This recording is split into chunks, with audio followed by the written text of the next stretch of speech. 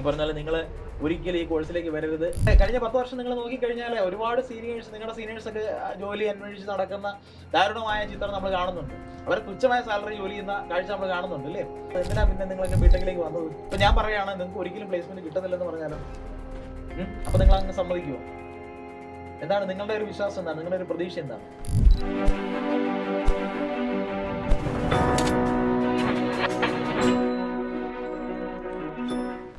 Friends നമസ്കാരം. നിങ്ങളെല്ലാവരും കുറേ നാളത്തെ നീണ്ട എൻട്രൻസ് അലോട്ട്മെന്റ് കൗൺസിലിംഗ് പ്രോസസ്സുകൾക്കെല്ലാം ശേഷം ഇപ്പോൾ ക്ലാസ്സിൽ ആക്ച്വലി കോളേജിൽ വന്ന് ക്ലാസ്സസ് സ്റ്റാർട്ട് ചെയ്ത സമയമാണ്. ഇൻഡക്ഷൻ പ്രോഗ്രാം കഴിഞ്ഞു. അപ്പോൾ എഗെയിൻ വീണ്ടും ഒരുപാട് സംശയങ്ങളായിട്ട് പിള്ളേരെ കോൺടാക്ട് ചെയ്യുന്നുണ്ട്. കാരണം ഇപ്പോഴാണ് യഥാർത്ഥത്തിൽ നിങ്ങൾക്ക് സ്ട്രീം ഏതാണെന്ന് ഫിക്സ് ആയത്, കോളേജ് ഏതാണെന്നൊക്കെ ഫിക്സ് ആയത്. കോളേജിൽ നിങ്ങൾ ചേർന്ന് കഴിഞ്ഞാൽ ആ യാഥാർത്ഥ്യത്തിലേക്ക് നിങ്ങളൊക്കെ വന്നു. അപ്പോൾ ആ കോളേജിനെ പറ്റി, ആ കോളേജിൽ പ്ലേസ്മെന്റ് കിട്ടുമോ, അല്ലെ ആ കോഴ്സിനെ പറ്റി, ആ കോഴ്സ് എംപ്ലോയബിലിറ്റി ഉള്ള കോഴ്സാണോ, 4 വർഷം കഴിയുമ്പോൾ അവിടെ പ്ലേസ്മെന്റ് ഒക്കെ ഉണ്ടാവുമോ? ഇപ്പോഴത്തെ ടോപ്പ് ട്രെൻഡ് എന്ന് പറയുന്നത് കമ്പ്യൂട്ടർ സയൻസ് ആണ്. ഇപ്പൊ കമ്പ്യൂട്ടർ സയൻസ് എടുത്തു പറഞ്ഞ ചോദ്യം, 4 വർഷം കഴിയുമ്പോൾ സാറേ കമ്പ്യൂട്ടർ സയൻസ് ഇപ്പോൾ ഉള്ള പോലത്തെ തന്നെ ശോഭയോടെ ജ്വലിച്ചങ്ങനെ നിൽക്കുമോ? ആ സമയത്ത് പ്ലേസ്മെന്റ്സ് ഉണ്ടാവുമോ? അതോ പഠിച്ചിറങ്ങുന്നവരെല്ലാം കമ്പ്യൂട്ടർ സയൻസ് ആവുന്നതുകൊണ്ട് ഞങ്ങളുടെ സാധ്യതകൾ താഴേക്ക് പോകുമോ? അപ്പൊ ഇത്തരത്തിൽ ഒരുപാട് ആശങ്കകളും ആകുലതകളും മുൻപത്തെക്കാട്ടിലും പൂർവാധികം ശക്തിയോടെ ഇപ്പോഴും വന്നുകൊണ്ടിരിക്കുക. അപ്പൊ ഞാനിത് കുറച്ചധികം ദിവസങ്ങളായിട്ട് കണ്ടിന്യൂസ് ആയിട്ട് പലരും ഒരേ ചോദ്യങ്ങൾ ചോദിക്കുന്നു, ഒരേ ഉത്തരങ്ങൾ ഞാൻ കൊടുത്തുകൊണ്ടിരിക്കുന്നു.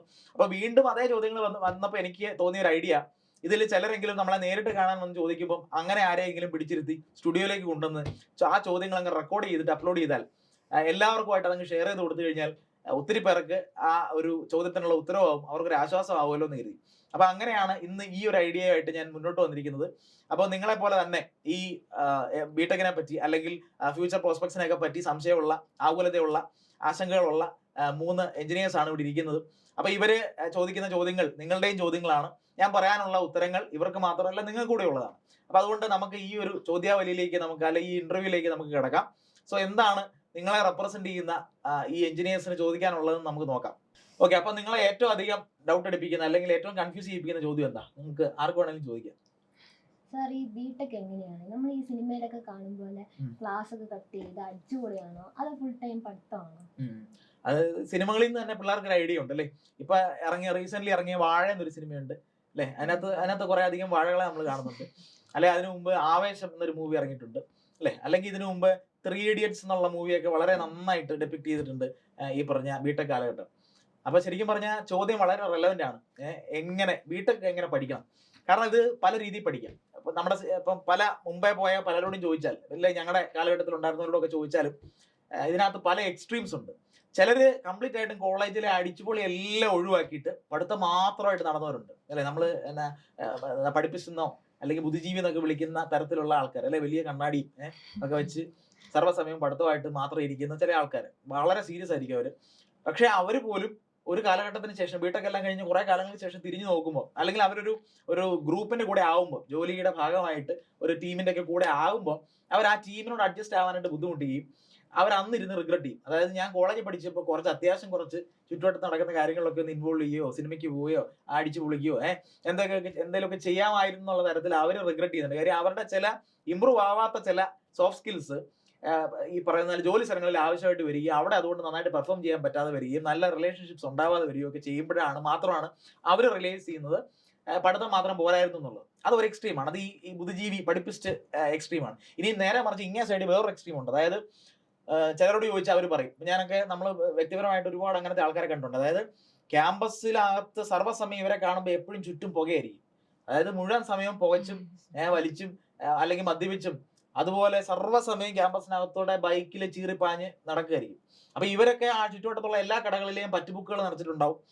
അല്ലെങ്കിൽ കൂട്ടുകാരുടെ എല്ലാം ഈ പറഞ്ഞ ബൈക്കിന്റെ പെട്രോൾ ടാങ്കിനകത്ത് പെട്രോൾ പറ്റിച്ചിട്ടുണ്ടാവും. സർവ്വസമയം ഇതൊക്കെ തന്നെ ആയിരിക്കും പരിപാടി. അപ്പൊ എല്ലാം അടിച്ചുപൊളി. അതുപോലെ ക്യാമ്പസ് രാഷ്ട്രീയം, അവര് അടി കൊടുക്കേണ്ടവർക്കൊക്കെ അടി കൊടുക്കും, കുറെ അടി വാങ്ങിക്കുകയും ചെയ്യും. പലയിടത്തും പോയി തല്ലുകൊള്ളികളായതുകൊണ്ട് പലയിടത്തും പോയി അടി വാങ്ങിക്കും. നമ്മളൊരു സിനിമ കാണാൻ തിയേറ്ററിൽ ചെന്നാൽ അവിടെ കാണും, അവിടെ ചിലപ്പോൾ അവിടെ കിടന്നൊരു അടി ഉണ്ടാവും. അല്ലെങ്കിൽ തിരിച്ചു വരുന്ന വഴിക്ക് ബിവറേജിന്റെ ഭാഗത്ത് നിന്ന് അടി കൊടുക്കുന്ന അടി കൊള്ളുന്നതൊക്കെ കാണുന്നുണ്ടാവും. അപ്പൊ ഇത്തരത്തിലൊരു ഗ്രൂപ്പ് ഉണ്ട്. അപ്പൊ അവര് പലപ്പോഴും അവരുടെ ആദ്യത്തെ 4 കൊല്ലം വളരെ അടിച്ചു പൊളിച്ച് ഇവരൊരു ഗ്രൂപ്പാണ്. കാരണം ആരെയും പേടിക്കാനില്ല. ഒരുത്തനെ തൊട്ടാൽ എല്ലാവരും കൂടെയുണ്ട്. ഇവർ അടിച്ച് പൊളിച്ച് തകർത്ത് 4 വർഷം അടിച്ചു പൊളിച്ച് അങ്ങ് പോകുമ്പോൾ നമ്മൾ സിനിമകളിലൊക്കെ കാണുന്ന ആക്ച്വൽ ആവേശം മൂവിയൊക്കെ പോലത്തെ ഒരു സ്റ്റൈലിൽ പോകുന്ന 4 വർഷമുണ്ട്. അത് കഴിഞ്ഞ് ഇവർ സ്ട്രഗിൾ ചെയ്യുന്ന വീണ്ടും ഒരു 2-3 വർഷം വീണ്ടും വരും. ആ സ്ട്രഗിൾ ചെയ്യുന്ന വർഷങ്ങളിൽ ഇവർ ഒറ്റയ്ക്ക്. കാരണം പലർക്കും നഷ്ടപ്പെട്ട വിഷയങ്ങൾ ബാക്ക് പേപ്പർ എഴുതാൻ, സപ്ലി പേപ്പർ എഴുതാനൊക്കെ വരുമ്പോൾ ചിലപ്പോൾ ഒറ്റയ്ക്കൊക്കെ വന്ന് താമസിക്കുകയോ, അപ്പൊ അന്ന് പണ്ട് ഇവർ അടി കൊടുത്തവരൊക്കെ ചിലപ്പം തിരിച്ച് അടി കൊടുക്കുന്ന ഒരു ടൈമാണ്. ഇവർ ഒറ്റയ്ക്ക് കിട്ടുകയാണ്. അപ്പൊ പിന്നെ കുറെ അടിയും വാങ്ങിച്ച് പിന്നീട് വീട്ടുകാരുടെയും നാട്ടുകാരുടെയും ഒക്കെ കുറ്റപ്പെടുത്തലും, അല്ലെങ്കിൽ അവരുടെ ചോദ്യം, സ്ഥിരമായിട്ടുള്ള ചോദ്യം, എന്താ ഒന്നും ആയില്ലേ, വലിയ കോളേജിലൊക്കെ പോയി പഠിച്ചാണല്ലോ, ബാക്ക് പേപ്പർ ഇനി എത്ര ഉണ്ട്, ജോലിയൊന്നും ആയില്ല എന്നുള്ള കണ്ടിന്യൂസ് ആയിട്ടുള്ള ചോദ്യങ്ങളൊക്കെ നേരിട്ട് അവസാനം ഇവർ സഹികെട്ട് ഒരു സൈന പ്രദർശനം പോലെ ഈ മലയുടെ മേളിലേക്ക്, ഈ കോളേജിന്റെ മേളിലേക്ക് ഉരുണ്ടുരുണ്ട് കയറുകയും വീണ്ടും ഉരുണ്ട് താഴെ വീഴുകയും വീണ്ടും ഉരുണ്ടുരുണ്ട് കയറുകയും ചെയ്യുന്ന ഒരവസ്ഥയാണ്. മനസ്സിലായില്ലേ? മറ്റേ നാരായണത്ത് പ്രാന്തന്റെ കല്ല് പോലെ ഇത് കയറി ഇറങ്ങി കുറെ ചെയ്യണം. അപ്പൊ വീണ്ടും ഒരു മടുപ്പുണ്ട്. അപ്പൊ അവരും റിഗ്രറ്റ് ചെയ്യും, ഈശോ ഞാൻ ഇത് പഠിച്ച കാലത്ത് എന്തെങ്കിലും പഠിച്ചിരുന്നെങ്കിൽ എനിക്ക് ഈ നടപ്പ് നടക്കണ്ടായിരുന്നു, ഈ അടി കൊള്ളണ്ടായിരുന്നു എന്നൊക്കെ ചിന്തിക്കുന്നവരുണ്ട്. അപ്പൊ ഇത് ഞാൻ പറഞ്ഞ 2 എക്സ്ട്രീമാണ്. അപ്പൊ ഇത് തല്ലുകൊള്ളി വാഴകളാണെങ്കിൽ ഇപ്പുറത്ത് ഉള്ളത് പഠിപ്പിസ്റ്റുകളാണ്. ഇത് രണ്ടും എക്സ്ട്രീം. ഇത് രണ്ടും നമുക്ക് അഡോപ്റ്റ് ചെയ്യാൻ പറ്റത്തില്ല, നമുക്ക് ഒരാളുടെ അടുത്ത് സജസ്റ്റ് ചെയ്യാൻ പറ്റുന്ന റൂട്ടുകളല്ല. ഇതിനിടയ്ക്ക് പക്ഷേ എവിടെയോ ഒരു ഒപ്റ്റിമം ലെവലുണ്ട്. അതായത് നമുക്ക് പഠിക്കാം, കോളേജിലെ അടിച്ചുപൊളികൾക്കെല്ലാം അത്യാവശ്യം, മനസ്സിലായി, ഓവർ ആക്കാതെ ഒരു ലിമിറ്റിൽ, അല്ലെ, നമുക്ക് ഒരേ സമയം പഠിത്തവും അല്ലെങ്കിൽ ഈ അടിച്ചുപൊളിയല്ല, അതായത് കോളേജിലെ നല്ല മുഹൂർത്തങ്ങളൊക്കെ നമുക്ക് ആസ്വദിക്കാൻ പറ്റണം. കോളേജിനകത്ത് ടെക് ഫെസ്റ്റുകൾ ഉണ്ടാവും, ആർട്സ് ഫെസ്റ്റുകൾ ഉണ്ടാവും, സ്പോർട്സ് ഉണ്ടാവും, നല്ല സൗഹൃദങ്ങൾ ഉണ്ടാവണം, അല്ലെ, നല്ല ഒരു കണക്ഷൻ ഉണ്ടാവണം. നാളെ നമ്മൾ ചിലപ്പോൾ ഒരു പക്ഷേ ഒരു കമ്പനി ചെല്ലുമ്പോൾ അവിടെ ചിലപ്പോൾ ഈ കോളേജിലെ പലരെയും നമ്മൾ അവിടെ വെച്ച് കണ്ടുമുട്ടിന്നിരിക്കും. അപ്പോൾ ഒരു ഊഷ്മളമായ ഒരു റിലേഷൻഷിപ്പ് വീണ്ടും അവരുമായിട്ടൊക്കെ ഉണ്ടാകാനുള്ളതാണ്. അപ്പൊ അതുകൊണ്ട് ഒരു ഒപ്റ്റിമം ലെവലിൽ ഇതിനിടയ്ക്ക് എവിടെയുണ്ട്. അപ്പൊ ഇന്നത്തെ ഒരു ഇന്റർവ്യൂവിൽ അല്ലെങ്കിൽ ഇന്നത്തെ നമ്മുടെ തമ്മിലുള്ള ഒരു സംസാരം അതിനിടയ്ക്ക് അത്തരം ഒരു ഒപ്റ്റിമം ലെവൽ എങ്ങനെ അച്ചീവ് ചെയ്യാം എന്നൊരു ഡയറക്ഷൻ, അല്ലെങ്കിൽ ഒരു മാർഗനിർദ്ദേശം അതിൽ മുമ്പേ നടന്ന ആളെന്നുള്ള നിലയ്ക്ക്, അല്ലെങ്കിൽ ഒത്തിരി കുട്ടികളെ പഠിപ്പിച്ച ആളെന്നുള്ള നിലയ്ക്കൊക്കെ, അല്ലെങ്കിൽ ഞാനും എന്റെ കൊളീഗ്സിനും ഒക്കെ പറയാനുള്ള കാര്യങ്ങൾ ഞാൻ അടിവരയിട്ട് കുറച്ച് ഹൈലൈറ്റ് ചെയ്ത് പറഞ്ഞു തരാം.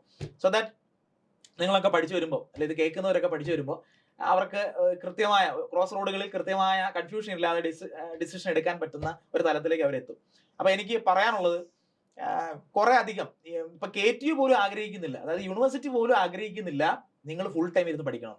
അതുകൊണ്ടാണ് KTUവിന്റെ 2024 സ്കീം എടുത്ത് നോക്കുക, എത്ര മനോഹരമായിട്ടാണ് ഈ സ്കീം ഡിസൈൻ ചെയ്തിരിക്കുന്നത്. അതിനകത്ത് പറയുന്നുണ്ട്, ആക്ടിവിറ്റി പോയിന്റ്സിലൂടെ നിങ്ങൾക്ക് 120 പോയിന്റ്സ്, 120 പോയിന്റ്സ് നിങ്ങൾ സ്കോർ ചെയ്യണം.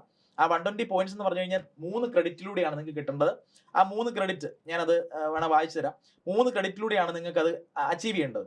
3 ക്രെഡിറ്റ് എന്ന് പറഞ്ഞാൽ ഒരു ക്രെഡിറ്റ് അച്ചീവ് ചെയ്യാനായിട്ട് NSS, NCC, NSO, sports organisation, arts, sports, games, union അല്ലെങ്കിൽ ക്ലബ് ആക്ടിവിറ്റീസ് ഒക്കെ വഴിയാണ് ഒരു ക്രെഡിറ്റ്. രണ്ടാമത്തെ ക്രെഡിറ്റ് നോക്കൂ, അത് നേടാനായിട്ട് English proficiency, TOEFL, IELTS, GRE, CAT, GMAT, GATE പോലത്തെ മത്സര പരീക്ഷകൾ നിങ്ങൾ ക്വാളിഫൈ ചെയ്ത് കഴിഞ്ഞാൽ നിങ്ങൾക്ക് നാച്ചുറലി ആ ഒരു ക്രെഡിറ്റ് കിട്ടും. അപ്പം എത്ര പ്രോഗ്രസീവ് ആണെന്ന് നോക്കൂ. പണ്ടൊക്കെ 4 വർഷത്തെ ബിടെക് കഴിഞ്ഞിട്ട് കറങ്ങി തിരിഞ്ഞ് കോച്ചിങ് ഇൻസ്റ്റിറ്റ്യൂട്ടിലൊക്കെ പോയിട്ട് ഇതൊക്കെ പഠിച്ചിട്ട് വേണം ഒരു റൂട്ട് കണ്ടെത്താൻ. പക്ഷെ ഇത് കോളേജിൽ ഇരിക്കുമ്പോൾ തന്നെ നിങ്ങൾ ചെയ്യ്, അത് ഞങ്ങൾ മാർക്കും തരാമെന്ന് KTU പറയുന്നു. അപ്പൊ വളരെ സുന്ദരമായിട്ട് ആ സ്കീം ഡിസൈൻ ചെയ്ത് നമ്മൾ ഇത് അഭിനന്ദിക്കേണ്ട ഒരു കാര്യമാണ്. സിസ്റ്റത്തിൽ ഒരുപാട് കുറവുകളും കുറ്റങ്ങളും നമ്മൾ എപ്പോഴും പറയും, പക്ഷെ ഇതുപോലത്തെ നല്ല കാര്യങ്ങൾ കാണുമ്പോൾ അതും നമ്മൾ അഭിനന്ദിക്കേണ്ട കാര്യമാണ്. അപ്പൊ ഇത് നിങ്ങൾ ചെയ്യേണ്ട കാര്യമാണ്, നിങ്ങൾ നിർബന്ധമായിട്ടും ചെയ്യണം. ഈ ആക്ടിവിറ്റി പോയിന്റ്സ് നേടുന്നത് നിങ്ങളുടെ പ്രൊഫഷണൽ ലൈഫിന് വളരെ അത്യാവശ്യമാണ്. നിങ്ങൾ നാളെ അബ്രോഡ് പോകാൻ ആഗ്രഹിച്ചാൽ ഈ IELTS-ന്റെ TOEFL ഒക്കെ പാസ്സായാൽ, GRE ഒക്കെ പാസ്സായി കഴിഞ്ഞാൽ അതിന്റെ പ്രയോജനമുണ്ട്. നിങ്ങൾ നാളെ റൂട്ട് മാറി മാനേജ്മെന്റ് സ്റ്റഡീസിലേക്ക് പോകണമെങ്കിൽ CAT വേണം, അല്ലെ?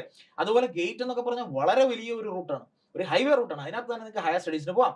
നിങ്ങൾക്ക് വീട്ടുകാരെ ഡിപ്പെൻഡ് ചെയ്യാതെ നിങ്ങൾക്ക് സ്കോളർഷിപ്പ് വാങ്ങി MTech ചെയ്യാം, PhD ചെയ്യാം, അല്ലെ? അതുപോലെ പബ്ലിക് സെക്ടർ അണ്ടർടേക്കിങ്സ് പോലെ 250-ൽ പരമുള്ള വളരെ വലിയ ഓർഗനൈസേഷൻ, IOCL, BPCL, HPCL പോലെയുള്ള വലിയ കമ്പനികളിലേക്ക് നിങ്ങൾക്ക് ജോലി നേടാം. ഇതൊക്കെ പ്ലേസ്മെന്റിന് ഒരുപാട് മേലെയാണ്. ഈ പാക്കേജുകൾ നോക്കിയാലും അവിടുത്തെ വർക്ക് ലൈഫ് നോക്കിയാലും ഒക്കെ ഇതിൽ ഒരുപാട് മെച്ചപ്പെട്ട പ്ലാറ്റ്ഫോമുകളാണ്.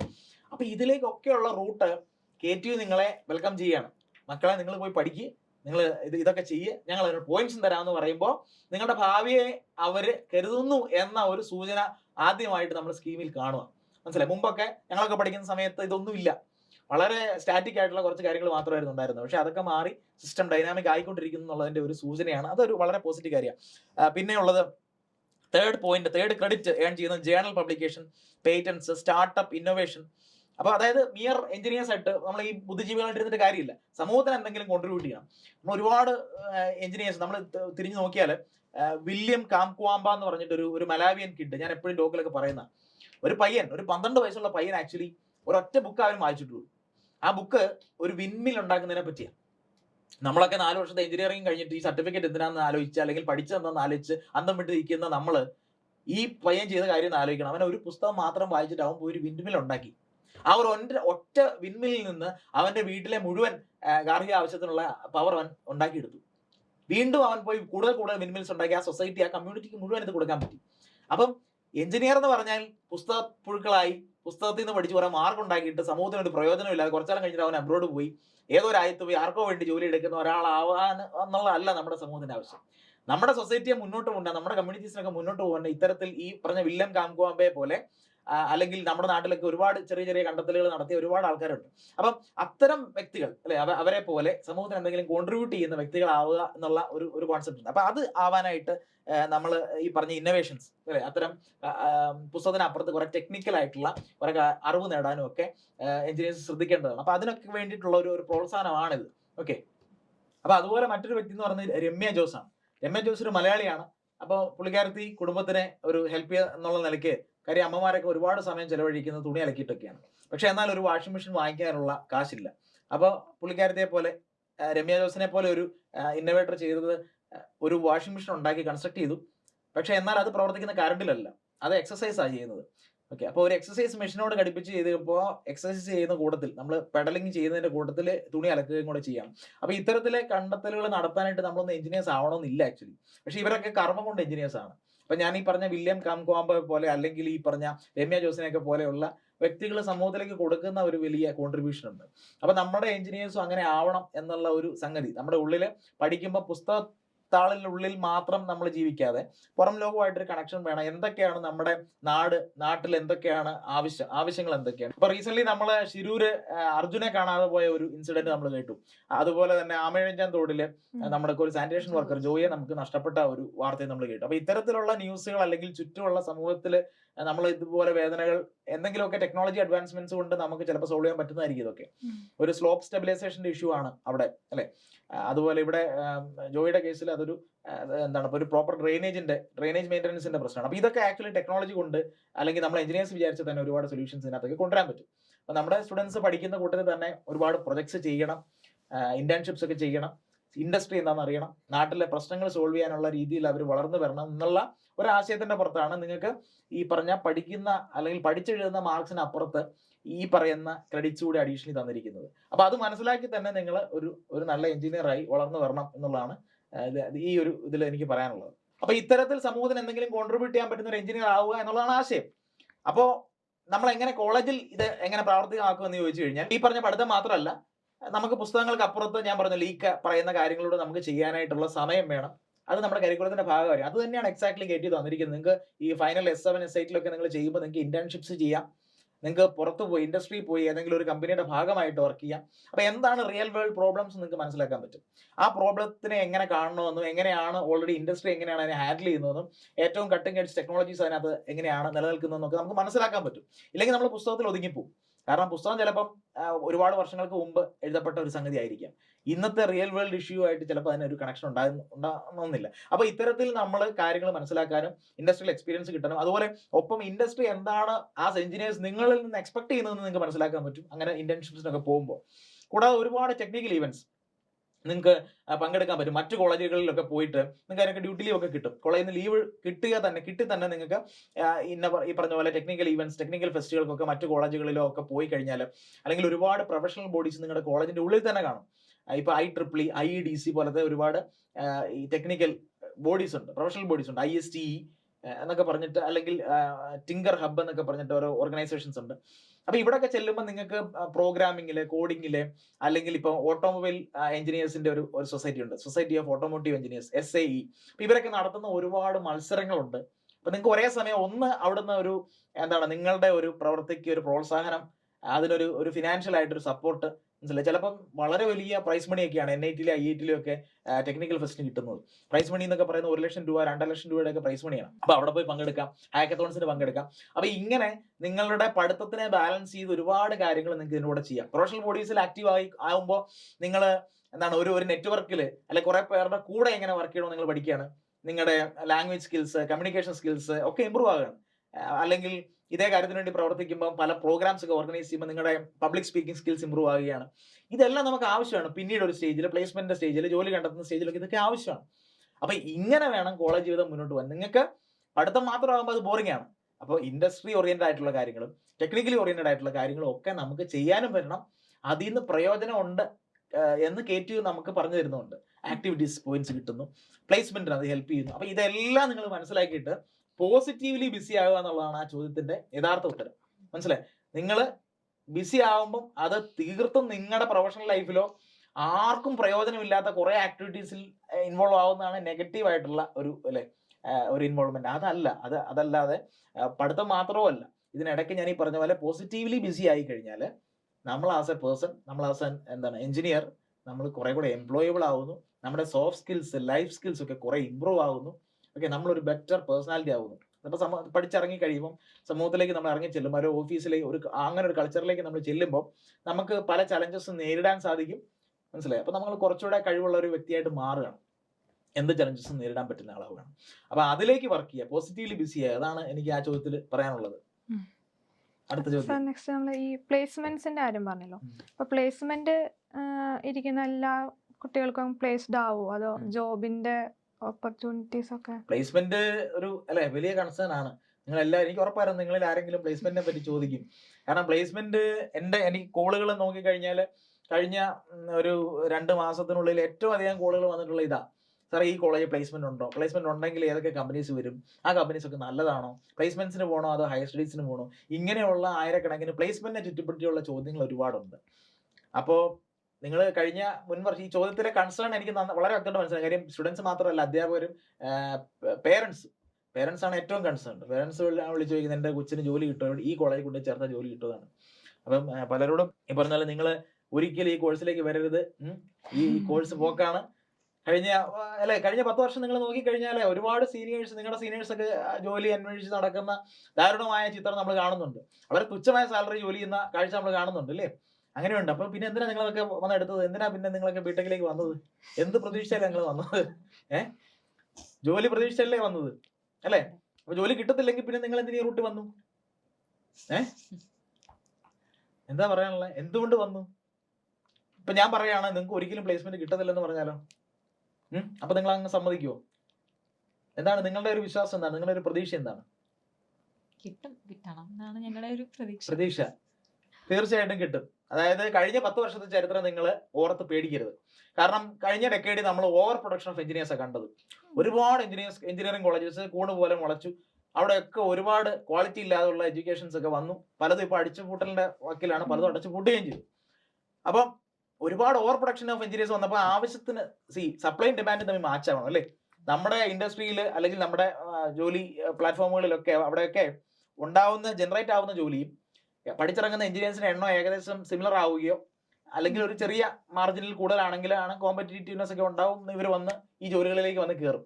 പക്ഷേ അതിന് നേരെ വിപരീതമായിട്ട് വളരെ കുറച്ച് വേക്കൻസികളും എന്നാൽ ഇതിന്റെ ഒരുപാട് 100 കണക്കിന് മടങ്ങ് പിള്ളേരെ പഠിച്ചിറങ്ങിയും കൂടെ ചെയ്യുമ്പോൾ ഇത് തമ്മിലൊരു മാച്ച് ഉണ്ടാവില്ല അല്ലേ? അപ്പൊ നല്ല ക്വാളിറ്റി ഉള്ളവർക്ക് നല്ല ജോലി കിട്ടുകയും ബാക്കിയുള്ളവർ കംപ്ലീറ്റ് ആൾക്കാരും പോളിടെക്നിക്കിലോ അല്ലെങ്കിൽ ITയോ ഒക്കെ ക്വാളിഫിക്കേഷൻ ഉള്ള, അല്ലെങ്കിൽ അതുമല്ല +2 ക്വാളിഫിക്കേഷനോ 10ാം ക്ലാസ് ക്വാളിഫിക്കേഷനോ ഒക്കെ ഉള്ള ജോലികളിലേക്ക് പോകേണ്ട ഗതികേടിലേക്ക് പോയി. അപ്പൊ അവരാരും സാറ്റിസ്ഫൈഡ് ആയിരിക്കത്തില്ല. കാരണം അവർ പഠിച്ച കാര്യങ്ങളല്ല അവർ ചെയ്യുന്നത്, അവരുടെ ശമ്പളം കുറവാണ്. അപ്പൊ ഇത്തരത്തിലുള്ള ട്രാജഡീസ് സംഭവിച്ചത് എന്താണ്? താല്പര്യം ഇല്ലാതെയും ആൾക്കാരെ പുഷ് ചെയ്ത് ഈ ഫീൽഡിൽ കൊണ്ടുവന്ന് എത്തിച്ചു. കാരണം ഒരുപാട് സീറ്റ്സ് കിടക്കുന്നു അല്ലെ? പ്രൈവറ്റ് കോളേജ് ഒരുപാട് ഉണ്ടായിരുന്നു. ഇതാണ് റൂട്ടെന്ന് പലരും തെറ്റിദ്ധരിച്ചു. അപ്പൊ അങ്ങനെയൊക്കെ പോയി കഴിഞ്ഞ ഡെക്കേഡിൽ ഒരു വലിയ ട്രാജഡി സംഭവിച്ചു. പക്ഷെ ഇപ്പൊ അങ്ങനെയല്ല. ഇപ്പൊ ഒരുപാട് വ്യത്യാസമുണ്ട്. പിള്ളേർ വളരെ ആലോചിച്ചും ഒരുപാട് അതിനെപ്പറ്റി ഒരു പഠിത്തമൊക്കെ നടത്തിയിട്ടൊക്കെ തന്നെയാണ് നമ്മുടെയൊക്കെ റെലവൻസ് അങ്ങനെ വരും. കാര്യം ഞങ്ങൾ കീം നാവിഗേറ്റർ സീരീസ് ഞങ്ങൾ ഒരൊറ്റ പ്രോഗ്രാം ചെയ്യാമെന്ന് അവിടെ കൊണ്ട് നിർത്താമെന്ന് വിചാരിച്ചിരിക്കുകയായിരുന്നു. പക്ഷെ ഫസ്റ്റ് പ്രോഗ്രാം തന്നെ വലിയ ഒരു ആവേശത്തോടെ ആൾക്കാർ അത് എടുക്കുകയും നമുക്ക് നിർത്താതെ കണ്ടിന്യൂസ് ആയിട്ട് പിന്നീടുള്ള ദിവസങ്ങളിൽ ഫോണിന് ഒന്ന് വിശ്രമിക്കാനുള്ള സമയമില്ലാതെ കണ്ടിന്യൂസ് ആയിട്ട് വിളിയോട് വിളിയാണ് പേരൻസും കുട്ടികളും എല്ലാം. അപ്പോൾ എനിക്ക് മനസ്സിലായി ഇതിനകത്ത് റിയൽ കൺസേൺ ആണ്. മനസ്സിലായില്ലേ? അവരുടെ വലിയ ഒരു ആകുലതയാണ്, ഇത് ജോലി കിട്ടുമോ, ഈ ഫീൽഡ് തന്നെയാണോ എനിക്ക് ശരി. അപ്പൊ ആ ഒരു വളരെ പോസിറ്റീവ് പ്രോഗ്രസീവായ ഒരു കാര്യം ആസ് എ സൊസൈറ്റി നമ്മൾ കുറച്ചുകൂടെ മെച്യൂർ ആവുക ചെയ്ത്. കാര്യം ഒന്നും ആലോചിക്കാനല്ലോ ഇവരൊക്കെ കോഴ്സ് എടുക്കുന്നത്. ഇവർക്കൊക്കെ ഈ ആലോചന ഉള്ളത്, ഈ ഡൗട്ട്സ് ഉള്ളത്, അത് നമ്മുടെ സൊസൈറ്റി പ്രോഗ്രസീവായിട്ട് മുന്നോട്ട് പോകുന്നു എന്നുള്ളതിന്റെ സൂചനയാണ്. അവർ സംശയം ചോദിക്കുന്നെങ്കിൽ അതിന് ഉത്തരം പറയാനുള്ള വേദികളും ആൾക്കാരും ഉണ്ടെങ്കിൽ നമ്മുടെ എൻ്റയർ സിസ്റ്റത്തിന് ഒരു ക്വാളിറ്റി ഇമ്പ്രൂവ് ആകുമല്ലോ എന്ന ഒരു ചിന്തയിൽ നിന്നാണ് നമ്മൾ ആ നാവിഗേറ്റർ സീരീസും കൂടുതൽ എപ്പിസോഡുകൾ, കൂടുതൽ ഈവൻറ്റ്സ് നമ്മൾ നടത്തിയത്. അപ്പൊ അതിനൊക്കെ വലിയ സ്വീകരണം കിട്ടിയ ഒരുപാട് സ്റ്റുഡൻസ് ഇപ്പൊ നമ്മുടെ ഭാഗമാണ്. കൺസിസ്റ്റന്റ് ആയിട്ട് തന്നെ പലരും നമ്മുടെ ഇൻസ്റ്റിറ്റ്യൂട്ടിലെ എല്ലാവരെയും തന്നെ വിളിച്ച് ഡൗട്ട്സ് ഒക്കെ ചോദിക്കുന്നത്, അതൊക്കെ നമ്മൾ വളരെ പോസിറ്റീവായിട്ട് എടുക്കുന്നത്. അപ്പം ഇത്തരത്തിൽ ഞാൻ പറഞ്ഞു വന്നത് പ്ലേസ്മെന്റിലേക്ക് എത്താൻ. അപ്പൊ കഴിഞ്ഞ ഡെക്കേഡിലെ ഒരു ട്രാജഡി ഇപ്പൊ നിങ്ങൾ കൺസിഡർ ചെയ്യേണ്ട, നിങ്ങൾക്കൊക്കെ പ്രതീക്ഷിക്കാം, വളരെ ശുഭപ്രതീക്ഷയോടെ തന്നെ ഇരിക്കാം. കാരണം പ്ലേസ്മെന്റിന് വേണ്ടതും കമ്പനികൾക്ക് വേണ്ടത് എന്താണെന്നുള്ളത് ഒരു ട്രാജഡിക്ക് ശേഷം നമ്മൾ തിരിച്ചറിഞ്ഞു. പലപ്പോഴും പല പരാജയങ്ങളും കഴിയുമ്പോഴാണ് നമ്മൾ തെറ്റെവിടെയായിരുന്നു മനസ്സിലാക്കുന്നത്. ഇപ്പൊ നമ്മൾ ആ തെറ്റ് മനസ്സിലാക്കിയ ഒരു സ്റ്റേജിലാണ്. ഇപ്പൊ നമുക്കറിയാം നമ്മുടെ സ്റ്റുഡൻസിന് എന്താണ് വേണ്ടത്, അല്ലെങ്കിൽ ഇൻഡസ്ട്രി എന്താണ് എക്സ്പെക്ട് ചെയ്യുന്നത് നമുക്കിപ്പോൾ അറിയാം. ഇൻഡസ്ട്രി എന്താ എക്സ്പെക്ട് ചെയ്യുന്നത്? നിങ്ങൾ മിയർ ബുക്കിഷ് നോളജ് അല്ല, അതിനപ്പുറത്ത് നിങ്ങൾക്ക് കുറേ സോഫ്റ്റ് സ്കിൽസ് ഉണ്ടാവണം, ടെക്നിക്കലായിട്ട് നിങ്ങൾക്ക് കാര്യങ്ങൾ അറിയണം, നിങ്ങൾ നല്ല ഒരു ടീമിൽ ഒരു നന്നായിട്ട് ഒത്ത് പോകേണ്ട ആളായിരിക്കണം. അപ്പോൾ ഇൻഡസ്ട്രിക്ക് എന്താ വേണ്ടെന്ന് ഇപ്പം നിങ്ങൾക്ക് നേരത്തെ അറിയാം. അവിടെ പോയൊരു ട്രാജഡിയിലേക്ക് നിങ്ങൾ വീടില്ല. അപ്പൊ നിങ്ങൾക്ക് എങ്ങനെ പ്രിപ്പയർ ചെയ്യണം എന്നൊരു കൃത്യമായ ഒരു രേഖാചിത്രം നമ്മുടെ കയ്യിൽ ഉണ്ട് അല്ലെ? എന്തൊക്കെയായിരിക്കും വേണ്ടത്? നിങ്ങളുടെ അഭിപ്രായത്തിൽ എന്തൊക്കെ വേണം ഒരു നല്ല, അല്ലെങ്കിൽ ഒരു സസ്റ്റൈനബിൾ ആയിട്ട് ഒരു നല്ല ജോബ് സാറ്റിസ്ഫാക്ഷനിലൊക്കെ മുന്നോട്ട് പോകാനായിട്ട് ഒരു ജോലിക്ക് കയറുമ്പോൾ നമ്മുടെ ഉണ്ടായിരിക്കേണ്ട ക്വാളിറ്റീസ് എന്തൊക്കെയാണ്? എന്താണ് നിങ്ങളുടെ അഭിപ്രായം? നല്ല കമ്മ്യൂണിക്കേഷൻ സ്കിൽസ് അല്ലെ, അത് വേണം, തീർച്ചയായിട്ടും വേണം. പിന്നെ ടൈം മാനേജ്മെന്റ്, പിന്നെ ടീം മെമ്പർഷിപ്പ്, ഒരു ടീമിൽ നന്നായിട്ട് പോകണം, ഒത്തൊരുമയോടെ പോകാൻ പറ്റണം. ഇതൊക്കെ തന്നെ വളരെ ഇമ്പോർട്ടന്റ് ആയിട്ടുള്ള കാര്യങ്ങളാണ്. അപ്പം നമ്മൾ എല്ലാം ഒന്ന് സിസ്റ്റമാറ്റിക്കലി അതിനെപ്പറ്റി പറയുകയാണെങ്കിൽ, ഒന്ന് ഫസ്റ്റ് ഓഫ് ഓൾ നമ്മുടെ മരുന്നുണ്ടായിരിക്കണം. നമ്മളെ ഇവർക്ക് സെലക്ട് ചെയ്യണമെങ്കിൽ നമ്മുടെ കുറച്ച് കാര്യങ്ങൾ ഉണ്ടായിരിക്കണം, സ്കിൽസ് ഉണ്ടായിരിക്കണം. ഫസ്റ്റ് പോയിന്റ്, നമ്മൾ ഈ 4 വർഷം നിങ്ങൾ എഴുതി വെച്ചേക്കുക, കൃത്യമായിട്ട് മനസ്സിലാക്കി വെച്ചേക്കുക, കോളേജിന്റെയും കരിക്കുലത്തിന്റെയും അപ്പുറത്ത് കുറെ അധികം സ്കിൽസ് നിങ്ങൾ അച്ചീവ് ചെയ്യണം. അപ്സ്കിൽ ചെയ്യാനായിട്ട് ഇപ്പൊ ഇൻഫിനിറ്റ് ഓപ്ഷൻസ് ആണ്. പഴയ തലമുറ വെച്ച് കമ്പയർ ചെയ്യുമ്പോൾ നിങ്ങളുടെ ഫോണിൽ ഫ്രീ ആയിട്ട് എന്തെല്ലാം കണ്ടന്റ് അവൈലബിൾ ആണ്. നിങ്ങൾക്ക് NPTEL സ്വയം IIT പ്രൊഫസേഴ്സ് തരുന്ന ഒരുപാട് ഫ്രീ കോഴ്സസ് ഉണ്ട്. NPTEL സ്വയം, പിന്നെ കോഴ്സേറ, യുഡെമി, യുഡാസിറ്റി, ഇതുപോലത്തെ പ്ലാറ്റ്ഫോംസ് ഒരുപാടുണ്ട്. ഇപ്പോൾ ഞങ്ങൾ നമ്മളെ ഒരു ഇൻസ്റ്റിറ്റ്യൂട്ട് എന്ന നിലയ്ക്ക് നമ്മൾ എംസിഗ്മ ഗൂഗിളത്തിന്റെ യൂട്യൂബ് നിങ്ങൾ പരിശോധിച്ച് കഴിഞ്ഞാൽ ഒരുപാട് ഫ്രീ കോഴ്സസ്, കമ്മ്യൂണിക്കേഷൻ ഇംഗ്ലീഷിന്റെ, പൈതോണിന്റെ ഒക്കെ കോഴ്സസ് നമ്മളും പ്രൊവൈഡ് ചെയ്യുന്നുണ്ട്. അപ്പൊ ഇത്തരത്തിൽ നിങ്ങൾക്ക് ഫ്രീ കണ്ടന്റ്, വളരെ ക്വാളിറ്റി ഫ്രീ കണ്ടന്റ് ഒരുപാട് അവൈലബിൾ ആണ്. അത് നിങ്ങൾ യൂട്ടിലൈസ് ചെയ്യണം. അപ്പൊ ഫസ്റ്റ് പോയിന്റ് സ്കില്ല്, അപ്സ്കില്ലിംഗ് 4 വർഷം കൊണ്ട് ചെയ്യണം.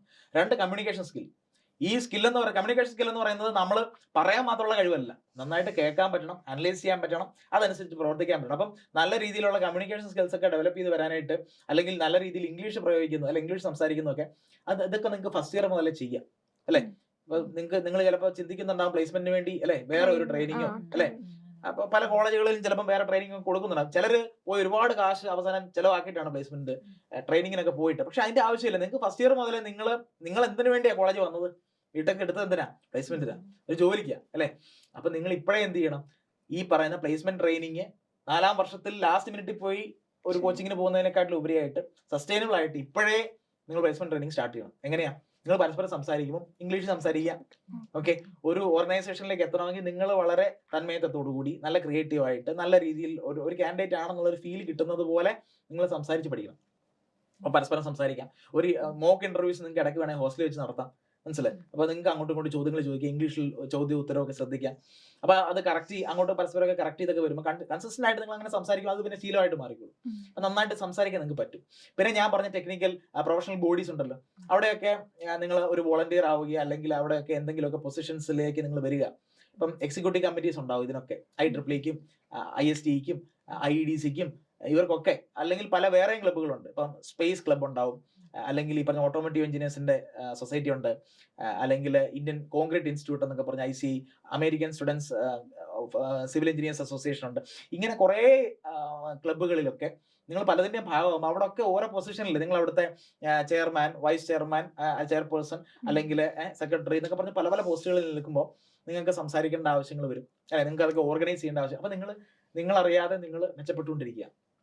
അപ്പൊ അത്തരം പോസ്റ്റുകളിലേക്ക് വരുമ്പോൾ മാത്രമാണ് നിങ്ങൾ അത്തരം സ്കിൽസ് അച്ചീവ് ചെയ്യുക. ഇപ്പൊ ചില ഓർഗനൈസേഷൻസ് ഈവന് ഇതുണ്ട്, നമ്മുടെ മോക്ക് യുണൈറ്റഡ് നേഷൻസ് എന്നൊരു സംഗതിയുണ്ട്. യുണൈറ്റഡ് നേഷൻസിന്റെ ഒരു മോക്ക്, അതിന്റെ ഒരു എന്താ പറയാ, അതുപോലത്തെ തന്നെ ഒരു ഐക്യരാഷ്ട്ര സഭയുടെ ഒരു ചെറിയ ഒരു സിമുലേഷൻ. അപ്പൊ നിങ്ങൾ പല രാജ്യങ്ങളെയും റെപ്രസെന്റ് ചെയ്തിട്ട് അവിടെ പങ്കെടുക്കണം, ഈ ഇവന്റിൽ പങ്കെടുക്കേണ്ടി വരും. ഇപ്പൊ ഇന്ത്യനെ റെപ്രസെന്റ് ചെയ്ത് നമ്മുടെ പ്രശ്നങ്ങൾ, ആഭ്യന്തര പ്രശ്നങ്ങളും ലോക രാജ്യങ്ങളുമായിട്ട് ബന്ധപ്പെട്ട പ്രശ്നങ്ങളൊക്കെ ചർച്ച ചെയ്യേണ്ടി വരും. അപ്പൊ ഇത്തരം സൂപ്പർ കിടിലൻ കുറെ പ്ലാറ്റ്ഫോംസ് ഉണ്ട്, അത് മനസ്സിലാക്കുക. അതുപോലെ നിങ്ങളുടെ കോളേജ് മാത്രം ഒതുങ്ങി പോരുത്.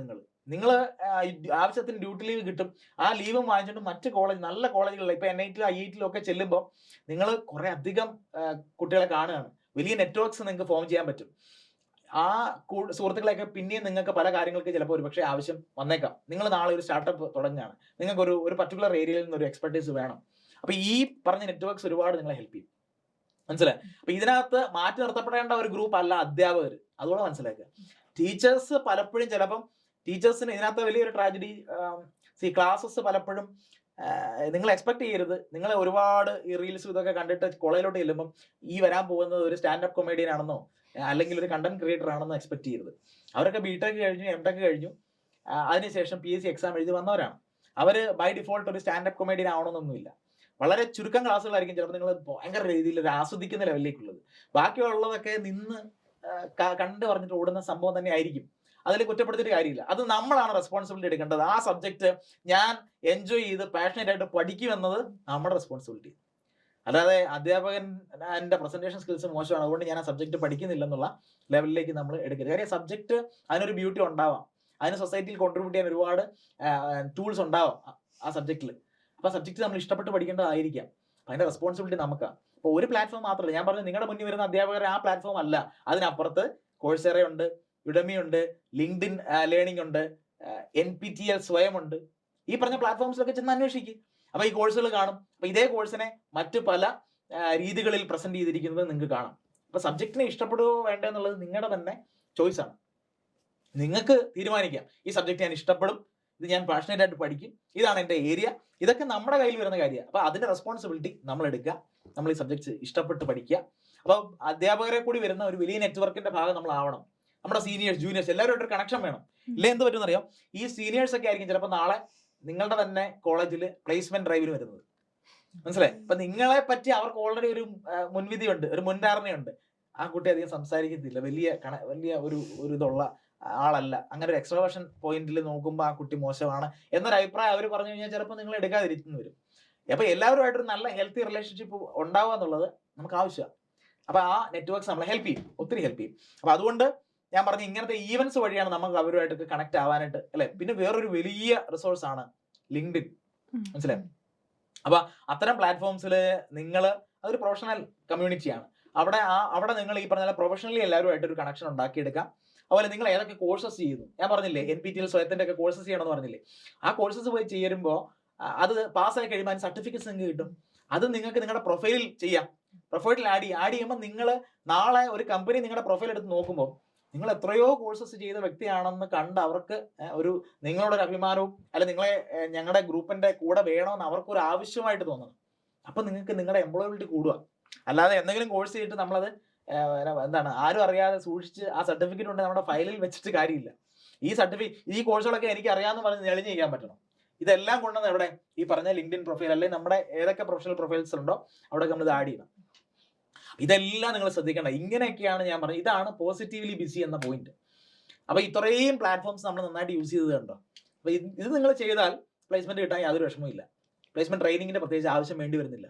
പിന്നെ ഓഫ് കോഴ്സ് ഒരു കാര്യമുണ്ട്, കമ്പനികൾ വരുമ്പോൾ നിങ്ങളോട് ഇത്ര CGPA വേണം, ഇത്ര മാർക്സ് വേണം, ഇത്ര അല്ലെങ്കിൽ ഹിസ്റ്ററി ഓഫ് സപ്ലിമെന്ററി പാടില്ല, ഇങ്ങനെ ചില കാര്യങ്ങൾ പറയും. അപ്പൊ അങ്ങനെ വരുമ്പോൾ എന്താ പറ്റുന്ന അറിയോ, ഈ പ്ലേസ്മെന്റ് ഓഫീസിനകത്തേക്ക് നിങ്ങളിൽ പലർക്കും കയറാൻ പറ്റാതെ വരും. അകത്ത് കയറിയാലേ ഇന്റർവ്യൂ ഇരിക്കാൻ പറ്റുള്ളൂ.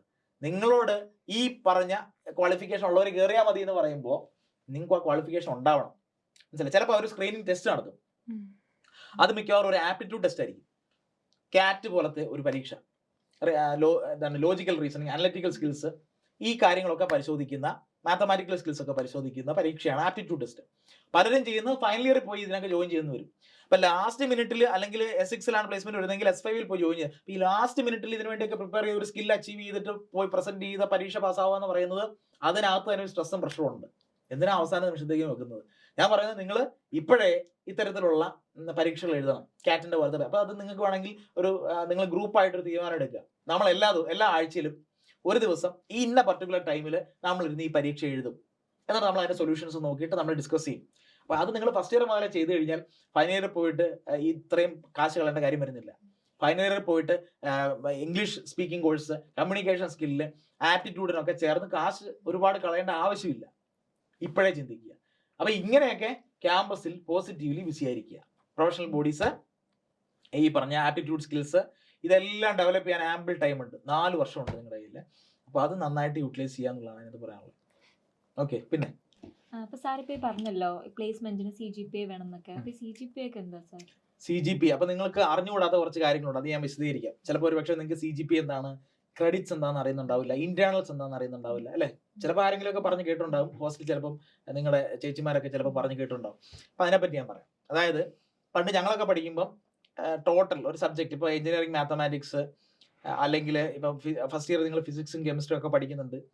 അപ്പോൾ ഏതെങ്കിലും ഒരു സബ്ജക്ട് നമ്മൾ എടുക്കുക. ഇപ്പോൾ മാത്തമാറ്റിക്സ് എന്നൊരു സബ്ജക്റ്റാണ്, അതിന് ഓവറോൾ 150 മാർക്സിൽ നിന്നായിരുന്നു ഞങ്ങൾക്ക് പണ്ട്. ആ 150ക്കകത്ത് 50 മാർക്ക് ഇന്റേണൽസിൽ നിന്നും 100 മാർക്ക് യൂണിവേഴ്സിറ്റി എക്സാമിൽ നിന്നുമായിരുന്നു. അതായത് മൊത്തം 150 മാർക്ക്. ഇപ്പോഴത്തെ സാഹചര്യം എന്ന് വെച്ചാൽ ഏറ്റവും ലേറ്റസ്റ്റ് സ്കീം പ്രകാരം നിങ്ങൾക്കുള്ളത് 100 മാർക്കിൽ നിന്നാണ് ഒരു സബ്ജക്റ്റ്.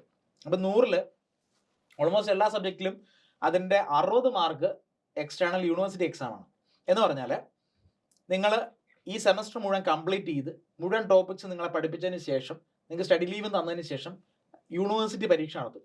പക്ഷേ ഓട്ടോണോമസ് കോളേജിനെ സംബന്ധിച്ചിടത്തോളം യൂണിവേഴ്സിറ്റി ആയിരിക്കില്ല, അത് അതാത് കോളേജ് ആയിരിക്കും, ഓട്ടോണോമസ് കോളേജ് തന്നെ ആയിരിക്കും നടത്തുക. ആ നടത്തുന്ന പരീക്ഷ 60 മാർക്കിൽ നിന്നായിരിക്കും. ഓക്കെ, അത് എൻഡ് ഓഫ് സെമസ്റ്ററാണ്. അതാണ് നിങ്ങളുടെ നിങ്ങളുടെ സ്കീം എടുത്ത് വായിച്ചായിരുന്നോ? കണ്ടില്ല. ആ സ്കീം എടുത്ത് നോക്കണം. സ്കീമിനകത്ത് ESC ഓരോ സബ്ജക്റ്റും കാണിച്ചിട്ട് ഓരോ അതാത് സെമസ്റ്ററുകളിലെ അതാത് സബ്ജക്റ്റിന്റെ പേര് കാണിച്ചിട്ട് അതിന്റെ വലത്ത് വശത്തായിട്ട് സെൽഫ് സ്റ്റഡി എന്ന് പറഞ്ഞ SS എന്നും പിന്നെ ESC എന്നൊക്കെ കുറച്ച് വാക്കുകളുണ്ട്. ESC എന്ന് പറഞ്ഞാൽ എൻഡ് സെമസ്റ്റർ എക്സാം എന്നാണ്. അപ്പം ഞാൻ പറഞ്ഞു വന്ന ഇതാണ്, 100ൽ 60 മാർക്ക് സെമസ്റ്ററിന് ശേഷം നിങ്ങൾ ഈ പറഞ്ഞ പരീക്ഷ എഴുതി ഉണ്ടാക്കിയെടുക്കുന്ന മാർക്കാണ് 60 മാർക്സ്. പിന്നെ ഒരു 40 മാർക്കുണ്ട്. ആ 40 മാർക്ക് CIA എന്ന് എഴുതിയിരിക്കുന്നു, വെച്ചാൽ കണ്ടിന്യൂസ് ഇന്റേണൽ അസസ്മെന്റ്. അപ്പം നിങ്ങൾ ഈ 40 മാർക്ക് സമ്പാദിക്കേണ്ടത് അതിൽ കുറച്ച് മാർക്ക് നിങ്ങളുടെ അറ്റൻഡൻസിൽ നിന്നായിരിക്കും. അപ്പം ക്ലാസ്സിൽ ഏറ്റവും മിനിമം നിങ്ങൾ ഒരു 75% എങ്കിലും അറ്റൻഡൻസ് ഉണ്ടായിരിക്കണം. അതിൽ താഴേക്ക് പോയാൽ പ്രശ്നമാണ്. കണ്ടനേഷൻ കിട്ടണമെങ്കിൽ ടോളറൻസ് പരമാവധി 10% എന്ന് പറഞ്ഞാൽ നിങ്ങൾ ഒരു മെഡിക്കൽ എമർജൻസിയോ വല്ലതും കാരണം 10% നിങ്ങൾക്ക് അറ്റൻഡൻസ് ഒരു ഷോർട്ടേജ് വന്നാൽ ആ മെഡിക്കൽ സർട്ടിഫിക്കറ്റ് സബ്മിറ്റ് ചെയ്യുന്ന പക്ഷം നിങ്ങൾക്ക് കിട്ടും 10%. എന്ന് വെച്ച് കഴിഞ്ഞാൽ 65 വരെ വന്നു. മെഡിക്കൽ എമർജൻസി ആണെങ്കിൽ ആ 10% കവർ ചെയ്ത് 75 എത്തി. അല്ലെങ്കിൽ ഡ്യൂട്ടി ലീവ് വേണം, ഈ പറഞ്ഞ പോലെ നിങ്ങൾ ഈവൻസിനൊക്കെ പോയത്. അപ്പോൾ ആ അറ്റൻഡൻസ് പ്ലസ് നിങ്ങളുടെ ക്ലാസ്സിൽ തന്നെ നടത്തുന്ന സീരീസ് എക്സാമ്പിൾ കാണും. ആ സീരീസ് എക്സാം അല്ലെ കോളേജിൽ തന്നെ നടത്തുന്ന സീരീസ് എക്സാം, അത് യൂണിവേഴ്സിറ്റി അല്ല കോളേജിൽ തന്നെ നടത്തുക. ആ സീരീസ് എക്സാം 1-2 ഉണ്ടാവും. സീരീസ് എക്സാം അഥവാ ഇൻ കേസ് ചിലപ്പോൾ ഞാനീ പറഞ്ഞല്ലോ നിങ്ങൾ മറ്റു കോളേജ് വല്ല ഫെസ്റ്റിന് പോയിരുന്നു, അല്ലെങ്കിൽ ചിലപ്പോൾ നിങ്ങളുടെ ഹോസ്റ്റലിൽ ഒരു ഫുഡ് പോയ്സൺ അടിച്ചു, ഇങ്ങനെയുള്ള സാഹചര്യം അർദ്ധന സാഹചര്യമൊക്കെ വന്നാൽ ചിലപ്പോൾ ചില കോളേജുകളിൽ ഈ സീരീസ് എക്സാം റീടെസ്റ്റ് നടത്തി കൊടുക്കാറുണ്ട്. അപ്പോൾ റീടെസ്റ്റ് ഒക്കെ ചിലപ്പോൾ നടത്തി തരാം, നിങ്ങൾക്ക് വീണ്ടും ചിലപ്പോൾ എഴുതാനൊക്കെ അവസരം കിട്ടിയെന്ന് വരാം. എനിവേ ആ മാർക്സ് എല്ലാം കൂടെ ചേർത്തിട്ട് 40 മാർക്ക്. സെമസ്റ്ററിന് ശേഷം നിങ്ങൾ സ്കൂളിൽ ചെയ്ത പോലത്തെ ബോർഡ് എക്സാം പോലത്തെ പരീക്ഷ ഉണ്ടല്ലോ, സ്കൂളിൽ ഇതേപോലെ തന്നെ ഒരു ടേംലി എക്സാമും അവസാനം ബോർഡ് എക്സാമും ഒക്കെ ഉണ്ടായിരുന്നല്ലോ. അതുപോലെ ടേംലി എക്സാമിന് സമാനമായിട്ട് സീരീസ് എക്സാം ഉണ്ട് ഇവിടെ, പക്ഷേ ഇത് കോളേജ് നടത്തുന്നത്, ബോർഡ് എക്സാം പുറത്തു നിന്നാണ് നടത്തുന്നത്. അതുപോലെ തന്നെയാണ്. അപ്പോൾ ഇന്റേണൽസും അതുപോലെ എൻഡ് സെമസ്റ്റർ എക്സാംസും ആണ്. Total 100 mark. ഇനി വേറൊരു വ്യത്യാസം, സ്കൂൾ ലെവലിൽ നിന്നുള്ള വ്യത്യാസം എന്താണെന്ന് വെച്ച് കഴിഞ്ഞാൽ, സ്കൂളിൽ നിങ്ങൾക്ക് ഇംഗ്ലീഷിന് 1 മാർക്ക് എക്സ്ട്രാ വാങ്ങിക്കുന്നതും ഫിസിക്സിന് 1 മാർക്ക് എക്സ്ട്രാ വാങ്ങിക്കുന്നതും ഏകദേശം ഒരുപോലെയാണ്. കാരണം ടോട്ടൽ പെർസെൻറ്റേജ് കാൽക്കുലേറ്റ് ചെയ്യുമ്പോൾ അവിടെ ഏത് ഒരു മാർക്കിനും ഒരേ 1 മാർക്ക് എന്നുള്ള വിലയേ ഉള്ളൂ. പക്ഷെ ഇവിടെ അങ്ങനെയല്ല. ഇവിടെ നിങ്ങൾ അതാത് സെമസ്റ്ററുകളിൽ നോക്കുമ്പോൾ ചില സബ്ജക്റ്റിന്റെ വെയിറ്റേജ് കൂടുതലാണ്, ക്രെഡിറ്റ്സ് എന്നാണ് പറയാം. ഇപ്പോൾ സിവിൽ എഞ്ചിനീയറിംഗ് പഠിക്കുന്ന ഒരാൾക്ക് സ്ട്രക്ചറൽ അനാലിസിസ് ഒരു വളരെ ഇമ്പോർട്ടൻറ്റ് സബ്ജക്റ്റാണ് സിവിലിൽ. അതുപോലെ മെക്കാനിക്കലുകാർക്കാണെങ്കിൽ മെഷീൻ ഡിസൈൻ പോലത്തെ സബ്ജക്ട്സ് ഒക്കെ. അപ്പം പ്രധാനപ്പെട്ട ചില വിഷയങ്ങൾക്ക് പ്രയോറിറ്റി കൂടുതലായിരിക്കും, ക്രെഡിറ്റ്സ് കൂടുതലായിരിക്കും. അപ്പോൾ എന്ത് വരുമെന്ന് ചോദിച്ചു കഴിഞ്ഞാൽ ഒരു 5-8 വിഷയങ്ങൾ നിങ്ങൾക്ക് ഫസ്റ്റ് ഇയറിലുണ്ടല്ലോ. ഇപ്പം ഞാൻ ആ ഒരു ലിസ്റ്റ് എടുക്കാം. യെസ്, അപ്പോൾ സബ്ജക്ട് ലിസ്റ്റ് നോക്കുമ്പോൾ അതിനകത്ത് group A, B, C, D എന്ന് പറഞ്ഞ 4 ഗ്രൂപ്പായിട്ട് തിരിച്ചിട്ടുണ്ട്. ഇപ്പം നിങ്ങൾ കമ്പ്യൂട്ടർ സയൻസുമായിട്ട് ബന്ധപ്പെട്ട artificial intelligence, machine learning, data science പോലത്തെ സബ്ജക്ട്സ് നിങ്ങൾ പഠിക്കുന്നെങ്കിൽ നിങ്ങൾ ഗ്രൂപ്പ് A ആണ്. ഗ്രൂപ്പ് B എന്ന് പറയുന്നത് electronics, electrical, applied electronics, instrumentation പോലുള്ള വിഷയങ്ങളാണ്. ഗ്രൂപ്പ് C എന്ന് പറഞ്ഞാൽ സിവിൽ, മെക്കാനിക്കൽ. ഗ്രൂപ്പ് D എന്ന് പറഞ്ഞാൽ ബയോമെഡിക്കൽ, പിന്നെ അതുപോലെ ഫുഡ് ടെക്നോളജി പോലത്തെ സ്ട്രീംസ് ആണ്. അപ്പോൾ ഈ 4 സ്ട്രീംസിനും സെപ്പറേറ്റ് ആയിട്ടാണ് ഇത്തവണ യൂണിവേഴ്സിറ്റി ഒരു സ്കീം തന്നിരിക്കുന്നത്. അപ്പം നിങ്ങൾക്ക് ഫസ്റ്റ് ഇയർ തന്നെ 8 വിഷയം പഠിക്കാം. അപ്പോൾ ഞാൻ ഗ്രൂപ്പ് Dയുടെ സബ്ജക്ട് ലിസ്റ്റ് വായിക്കാം. അത് maths, physics, chemistry, graphics, biotechnology, Python, foundations of biotechnology, health and wellness, life skills എന്നൊക്കെ പറഞ്ഞ ഒരു സബ്ജക്ട് ലിസ്റ്റ് ഉണ്ട്. ഓരോ ലിസ്റ്റിന്റെയും KTU തന്നിരിക്കുന്ന ഈ സ്കീമിൽ തന്നിരിക്കുന്ന ക്രെഡിറ്റ്സ് ഡിഫറൻ്റ് ആണ് ഞാൻ പറഞ്ഞത്. അത് ഈ സബ്ജക്ട്സിന് ഇങ്ങനെയാണ്: 3, മാത്സിന് 3, ഫിസിക്സിന് 4, ഫിസിക്സ് ആൻഡ് കെമിസ്ട്രി 4, അങ്ങനെയാണ്. അപ്പൊ ഇതിനകത്ത് വരുന്ന ഡിഫറൻസ്, നിങ്ങൾ ഇപ്പൊ മാത്സിന് നിങ്ങൾ 100 വാങ്ങിച്ചു എന്ന് വിചാരിക്കുക. അപ്പൊ നിങ്ങൾക്ക് കിട്ടിയ മാർക്കിനെ ഗ്രേഡിലായിട്ട് കൺവേർട്ട് ചെയ്തിട്ടായിരിക്കും നിങ്ങൾക്ക് റിസൾട്ട് തരിക ഫസ്റ്റ് ഓഫ് ഓൾ. അപ്പൊ അതായത് നിങ്ങൾക്ക് ഇപ്പോൾ ഏതെങ്കിലും ഒരു സബ്ജക്ട് 100ൽ 91 മാർക്ക് കിട്ടില്ല, 90 മാർക്ക് കിട്ടി, ബിറ്റ്വീൻ 90 and 100 ആണെങ്കിൽ നിങ്ങൾക്ക് കിട്ടുന്ന ഗ്രേഡ് എസ് ആയിരിക്കും. 85 to 90 ആണെങ്കിൽ നിങ്ങൾക്ക് കിട്ടുന്ന A+ ആയിരിക്കും. 80 to 85 ആണെങ്കിൽ A ആയിരിക്കും. 75 to 80 ആണെങ്കിലോ അപ്പൊ അത് B+ ആയിരിക്കും. അപ്പൊ ഇങ്ങനെ ഒരു എന്താണ് ഫെയിൽ വരെ, അതായത് പി പാസ് എന്ന് പറയുന്നത് ബിറ്റ്വീൻ 50 and 55% ആണെങ്കിൽ പി ആണ് ഗ്രേഡ്, അതുവരെയാണ് നിങ്ങൾ പാസ്, അതിന് ഔട്ട് ഫെയിൽ ആണ്. ഓക്കെ, അപ്പൊ നിങ്ങൾക്ക് ഈ കിട്ടുന്ന ഗ്രേഡിനെ, നിങ്ങളുടെ റിസൾട്ട്സ് കാണുന്ന ഗ്രേഡ്, ഇപ്പൊ എസ് എന്നാണെങ്കിൽ നിങ്ങൾക്ക് എത്ര ശതമാനമാണ്? ആ സബ്ജക്റ്റിന് 90ക്കും 100നും ഇടയ്ക്കാണ് നിങ്ങൾക്ക് കിട്ടിയ മാർക്ക്. അപ്പൊ അതിനു വേണ്ടി നിങ്ങൾക്ക് തരുന്ന ഗ്രേഡ് പോയിന്റ് 10 ആയിരിക്കും. ഇത് യൂണിവേഴ്സിറ്റി പബ്ലിഷ് ചെയ്തിരിക്കുന്ന ലിസ്റ്റ് ആണ്. അപ്പൊ ഞാൻ പറഞ്ഞത് മനസ്സിലാവുന്നുണ്ടോ? നിങ്ങൾക്ക് 90നും 100നും ഇടയ്ക്കാണെങ്കിൽ നിങ്ങളുടെ ഗ്രേഡ് എസ്, അതുപോലെ 85നും 90നും ഇടയ്ക്കാണ് നിങ്ങളുടെ ഗ്രേഡ് A+. ആണെങ്കിൽ നിങ്ങൾക്ക് കിട്ടുന്ന ഗ്രേഡ് പോയിന്റ് 9 ആണ്. A+ ആണെങ്കിൽ 9 ആണ്, എസ് ആണെങ്കിൽ 10 ആണ്. അപ്പൊ ഓരോരോ ഗ്രേഡിനും ഓരോ ഗ്രേഡ് പോയിന്റ് ഉണ്ട്. അപ്പൊ ഗ്രേഡിനെ ഗ്രേഡ് പോയിന്റ് ആയിട്ട് കൺവേർട്ട് ചെയ്തു. ഇനി ഈ ഗ്രേഡ് പോയിന്റിനെ നമ്മൾ വെയിറ്റഡ് ആവറേജ് എടുക്കുന്നത്. അതായത് നിങ്ങൾക്ക് ഒരു സബ്ജക്റ്റിന് 10 കിട്ടി, വേറെ സബ്ജക്റ്റിന് 9 കിട്ടി, ഗ്രേഡ് പോയിന്റ്സ് കിട്ടി എന്ന് വിചാരിക്കാം. ഈ ഗ്രേഡ് പോയിന്റ്സിനെ ഞാൻ ഇനി ചെയ്യാൻ പോകുന്നത് നമ്മളൊരു ക്രെഡിറ്റ് കൊണ്ട് മൾട്ടിപ്ലൈ ചെയ്യും. നേരത്തെ ഞാൻ പറഞ്ഞില്ലേ ക്രെഡിറ്റ്സ് 3, 4 എന്നൊക്കെ പറഞ്ഞില്ലേ? ഓക്കെ, അപ്പോൾ നിങ്ങൾക്ക് ഇപ്പൊ കിട്ടിയ മാർക്സ്, ഫസ്റ്റ് സബ്ജക്റ്റിന് 90 മാർക്ക് കിട്ടി. 90 മാർക്ക് കിട്ടിയ നിങ്ങളുടെ ഗ്രേഡ് ഏതാ? എസ് ആണ്. Between 90 and 100. അപ്പൊ എസ് ആണ്. എസിന്റെ ഗ്രേഡ് പോയിന്റ് എത്രയാ? 10 ആണ്. അപ്പൊ അടുത്ത സബ്ജക്ട് ഫിസിക്സ് കെമിസ്ട്രിക്ക് നിങ്ങൾക്ക് കിട്ടിയത് ഒരു 85 മാർക്ക് എന്ന് വിചാരിച്ചു. അപ്പൊ ഏതാണ് ഗ്രേഡ്? A+ ആണ്. അപ്പൊ അതിന്റെ ഗ്രേഡ് പോയിന്റ് 9 ആണ്. അപ്പൊ ഈ 10നെ ആ സബ്ജക്ട് മാത്സിന്റെ ക്രെഡിറ്റ് 3 ആണ്. അപ്പൊ 10 into 3 മൾട്ടിപ്ലൈ ചെയ്തു. രണ്ടാമത്തെ സബ്ജക്റ്റിന്റെ 9 into അത് ഫിസിക്സ് കെമിസ്ട്രിയുടെ ക്രെഡിറ്റ് 4 ആണ്. 9 into 4 ചെയ്യും. കാര്യം മനസ്സിലായല്ലോ? അപ്പൊ ഗ്രേഡ് പോയിന്റ്സ്, ക്രെഡിറ്റ്സ്. അപ്പൊ ഇതുപോലെ നിങ്ങളുടെ എല്ലാ സബ്ജക്റ്റിനെയും ഗ്രേഡ് പോയിന്റ്സിനെ ക്രെഡിറ്റ് കൊണ്ട് മൾട്ടിപ്ലൈ ചെയ്ത് ആഡ് ചെയ്യും. അപ്പൊ നിങ്ങൾക്ക് ആ സെമസ്റ്ററിന്റെ മുഴുവൻ SGPA കിട്ടും, സെമസ്റ്റർ ഗ്രേഡ് പോയിന്റ് ആവറേജ് കിട്ടും. അങ്ങനെ മൊത്തത്തില് ബിടെക്കിന് 8 സെമസ്റ്റർ ഉണ്ട്. 8 സെമസ്റ്ററിന്റെ SGPAയുടെ ആവറേജ് എടുക്കുമ്പോൾ എന്ത് കിട്ടും? CGPA കിട്ടും, ക്യുമുലേറ്റീവ് ഗ്രേഡ് പോയിന്റ് ആവറേജ് കിട്ടും. ഇപ്പൊ മനസ്സിലായോ?